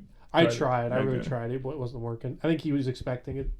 You know, Max is probably like a Rickroll or something, something like." Yeah. That's like circa like 2010. Did QR codes even exist? I said back that then? would have been pretty. I'm pretty sure this was from 2012, wasn't it? I'm sorry. 2011 is the end of season 3, so I think like 2010 probably, but maybe it was a new thing back then. It was really cool. So Abdi says he was actually surprised he won, which Kieran even comments that he's the first person, at least that season, to admit they were actually surprised they won. He says that it's because the pirates don't usually kill people because they won't get a ransom. So for them to be Deadliest Warrior is a little bit odd because they don't typically want to kill people. You were right, by the way. It would be 2010. Dang. Did I say that? Oh, you were right then. I'm Thank you. sorry. Lucas was Whoever, not right. whichever. Thank you. Check the film. Check the film. You weren't is what's important. Yeah. So a viewer, this is sort of what I was touching on, says that while the cartel are tough, Somalia is very violent, and the Bukhara market is one of the most violent places on earth. I wish I researched this because it seemed kind of interesting. Probably not that interesting to live there, probably really scary, but I thought that was kind of a fun little fact. Someone asked why Kenji is on TV if he's on witness protection. Kenji says that the cartel already know what he looks like, so hiding wouldn't help. He's on TV and Facebook publicly. He said that at the time of filming the aftermath, 3 of his friends were on trial and hate him to this day. And Kieran asks if enough time has passed that the cartel doesn't hate him. And Kenji says no, and that he still gets a couple thousand death threats a month on his website. Couple thousand a month? Yeah. Let's get our numbers up. No, don't say that. Yeah, we need the comments to go up. Send your best death threats in the comments. No. I promise we won't report them. Only Abdullah's in chat. Yeah. In Hong Kong. Hong Kong, yeah. That'll be the death threat. And then Kenji, he says he knew Michael's mother and brother back in the day and that both were killed. And he also sort of makes it sound like he had met Michael back in the day when he was a kid, which is kind of interesting. I want the prequel episode where we see teenage Kenji, who's still in the life, and he meets, and he goes over to the house, and we see a little guy come out, and he's like, "Mommy, I want some dinner," and she's Want like, some cocaine. "Oh, that's little Michael," and we all look at the camera like, "Whoa, he built C-3PO." No, it's like, you know, Fuck. and like season 1 of Game of Thrones, Arya's getting trained in swordplay by that random, like the weird guy. It's like he's training little Michael how to wield a machete. They're just practicing in the back. We use for hand-to-hand combat. One day you will be on TV. Yeah. But you know This- how to wield it. This is an M60. It's like twice the size of the kid. That would be funny. It's a good idea. Yeah. So that was kind of interesting. It will jam 2 times each time. Yeah. Be prepared. It's jammed. Kunstdrum. Kunstdrum. So, Commenter calls out why there's so many jams with the LMG test and says they should fire their armorer. And then Max has to come to their defense. He's like, okay, we had some great armorers in Nevada or wherever. And it's like, okay. Thought that was funny. The commenter says the Uzi should have gotten the edge over the AK for a number of reasons, like its concealability and stuff. And Abdi says it's ridiculous to compare the two, which, cough, cough, it's the point of the show. Right. It's like, he probably did tell the producers that. And this is where it gets really bizarre. So a commenter, and I thought this was us for a second, a commenter named G. Damelin says, "Hey guys, why is no one commenting on the software I posted for download? You guys bitch about the sim that Max can't talk about because of his double NDA. Then I threw you a bone with the legit program that we've used to run the show. It runs calculations based on live projects and can predict injury better than most of our tests. What gives?" And I was like, what? So I think this is Jeff because they comment on saying it is Jeff. And Jeff's just trying to plug this thing. Yeah, is he like is he like firing back at commenters? Because Max makes a good point. He says that people will bitch about the sim and say, "Oh, it sucks," but when Jeff's program, I should put this. So he made a program for the show that's available on his quote blood on the sand. I guess that's like a blog. It used to be a blog, yeah. Oh, I remember that was on his website. Yeah, I don't know if it's still up and running, but I remember reading like Blood on the Sands. Yeah, and he had this program, and then Max says it was used to quote double check their blast figures, which sounds like a Star Wars line. Yeah. So yeah, and then Max makes the point that people bitch about the sim, but the thing that they use that's kind of like the sim is on the show, but no one wants to play around with it, so they want to which I guess is sort of Jeff's point when he says you guys bitch. I think he's talking about the commenters, because of his double NDA, which I thought was funny. Yeah, it's all of us. Quadruple NDA. If we ever get Max, we should say we have a quadruple NDA. You can't even talk about the NDA talking about the NDA. So that was interesting. And this other comment, this is the last comment I like. Commenter says 522 to 478. It's too close. I still consider this a tie. There have been too many wins by less than 100 this season. The winning combatant has to have over 100 kills difference for it to be a real win, in my opinion. Thank you for your opinion. If you're out make there, your own show. If you're watching this show and you're like wrong, it's like, who the fuck are you? Go make your own Deadliest Warrior show. Max mentions that's not a real win. The one and only time in Green Beret Spetsnaz he mentions the margin of error, and he says because he mentions in that episode. Yeah, he talked about margin of error. Yeah, he's like, this was like 7 kills outside the margin of error, and so by taking that stat, you can find that the margin of error is like, Do they do like the old stats class? Like we have a 95% confidence this is within 3% margin of error bullshit. He looks so old. I know. He's like a little businessman. Look at this picture of Jeff. Send that to me for the thing. I I'll will. put in. Here. You want to hear a fun fact? That's crazy. That is the exact picture I used when I put Jeff Damelin into the sim, the WWE video. Really? That is the picture I used. Imagine being your college professor, just like and biomedical engineering. Yeah, and the Kyrian is like, ask the people on the panel. So, would you have preferred fighting someone who was less of a match than because what a fucking dumb comment. I'm sure this person was like 10, but that's a fucking stupid comment. So, I'd like you to fight someone less of a match. That's like getting knocked out in boxing. Like, oh, did you want to fight someone under your weight class? Yeah, I do not count that as a win. So yeah, that's it for the aftermath. Relatively entertaining. So I want to open it up. I think we should have ladies first. It is National Women's Month. If you weren't paying attention, Go ahead, Matt. got him. Alyssa, can you just give your final thoughts of the entire episode? Well, I am on Team Medellin, and so that I don't get sought out and taken out by, Right. the Legacy Medellin That's a good Cartel. point. I have to say that I think that they were slighted, and I think that they should have won. Just by the fact, okay, realistically though, they do have like a ton of money, and they literally had anything at their disposal compared to the Somali pirates, which cut to their National Geographic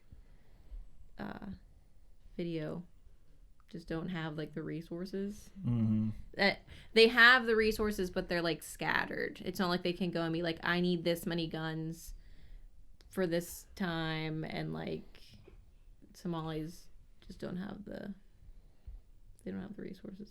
The chutzpah. Yeah. I could see that, Lucas.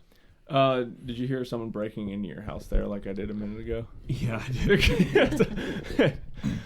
This is about to be a different podcast in a minute. But It's the stairs. It's people No, are just going up kidding. the stairs. Cut this, Greg. No, leave it in. I want this part in. If it's cut, I'm quitting. Yeah, it's the cartel because because Lucas is They heard supporting me. them. Yeah. I'm just the host. You know what? Are we we take going this to show. Lucas? Are we going to Lucas Yeah, next? we are. All right. I'm up. We take this show, in my book, as it's presented. Here's how it's presented to us. I don't have much to say. Modern day pirates, we win. We take them out. I honestly think, and it doesn't reflect in the results, I think the AK-47 should have been the more definitive reason that this was a win for the Somali pirates. Somalian pirates, we. The mini Uzi gets 188. The AK-47 gets 204. I honestly think, again, depending on where the sim takes place, the AK probably should have got majority of the kills in that category. I think the mini Uzi was given a little bit of a bone there. The car bomb is just really dumb because there's no perspective to it. So just as we're presented this episode, I'm fine with the result. I honestly think this is good, being a very close matchup. As you said, the second closest matchup of... Is it season or the 2. show? It's second closest matchup of this season. Yeah, I'm fine with that. We have not seen the closest one yet. Ooh, coming up. Stay tuned. But yeah, just how this one's presented with the weapons, and I'm fine with it. I'm pretty much fine leaving it there. Okay. Yeah. Yeah. Good episode. I guess I would just say Max claims biggest advantage was robust and reliable design of the PKM, and then Jeff makes the comment about fear-based as opposed to battle efficient. I don't really know what the hell Jeff's talking about, but Max is giving the nod to the PKM. It's like that was the win. Whether there's actually a sim or whether they just make this shit up, like he's saying, listen, you hogs, the PKM is why we're giving the win to the Somali Pirates, which I think is a little underhanded, but the cartel is outscored in every category except melee weapons.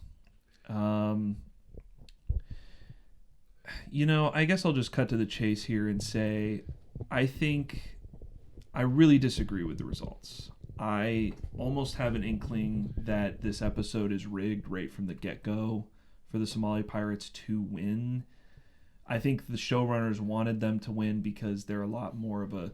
They're a hero character. They're kind of sympathetic in a way. Like, and I know they do bad things, but they obviously come from an impoverished area, and there's all these shipping vessels that come off their coast, and they're not getting paid anything for that, so they go and rob these ships to make money. I think they're more sympathetic to give the win to, as opposed to the Medellin, who they sort of depict as extremely savage and violent in this, which they were, but I think the cartel would win. I think the cartel has better money, much better money, more money, better resources, better training, etc., etc. There's nothing they're not going to get their hands on, and a win. They can't get their hands on a win. Maybe 4-on-4. God. You could get like a win out of the Somali Pirates, but I don't know. I think the Somali Pirates are so much a product of their time anyways. Like, they're only on this show because of, like, Captain Phillips, whereas Medellin Cartel, still relevant to this day. I mean, they're not around anymore, that specific cartel, but the outcome they left, I mean, they went to war with their government. They're an international thing. The Somalis just get on boats and, like, rob unarmed shipping vessels. I don't know if they ever fight anybody else that has guns. Whereas the Medellin, such a violent existence, and I mean they kind of ran Colombia for a long period of time. So I really don't think it's a challenge in real life. I just think this episode is stacked in favor of the Somali. But all that being said, I really enjoyed this episode. I thought a lot of the tests were fun. The car bomb explosion was cool. I appreciated that they put more effort in the RPG looking real. I wish they would just be honest. Just be honest, guys. We'll accept you for who you are. And the AK being tested from a boat and the mini Uzi getting tested from a dirt bike. Not scientific, but who cares? It was fun to watch. That's why you come to the show. And I'll close by saying I want to nominate Abdi Ali and Michael Corleone Blanco for our Season 2 Best Expert list for review at the end of the season. It is decided. Yes. And look at me. I am the captain now. I will say my last final note I forgot to include. I think they're a bit generous with the machete kills also. I don't think any hand-to-hand weapons... Though, just look how many guns are on the table. You think anyone's doing hand-to-hand, like, close quarters combat? Machete versus grappling hook. Yeah. I mean, grappling hook, you could maybe disarm someone with a machete, really. But My final thought. I like the episode. So Yeah. That's it, really. Two great warriors, honestly. Now that we're out of the fray, two really good.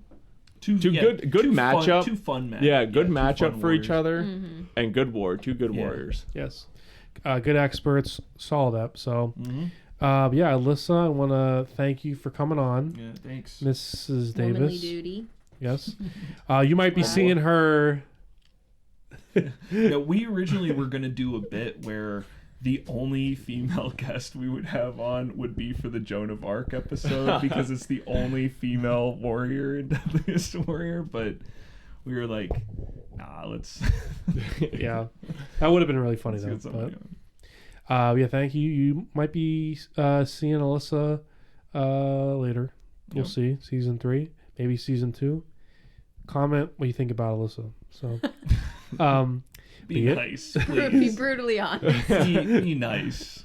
We'll remove you from the comments. Give her a Abdul or whatever. Yeah, just give her an Abdullah in chat. Yeah. All right. I'd rather have a Hong Kong. Well, that's like... Matt will do that later. God. All right. All right. Let's wrap this up. Kind of give the Columbia necktie. Thank you for watching, tuning in, and we'll see you on the next episode of the Deadliest Warrior podcast. Stay deadly. Stay deadly. Stay deadly.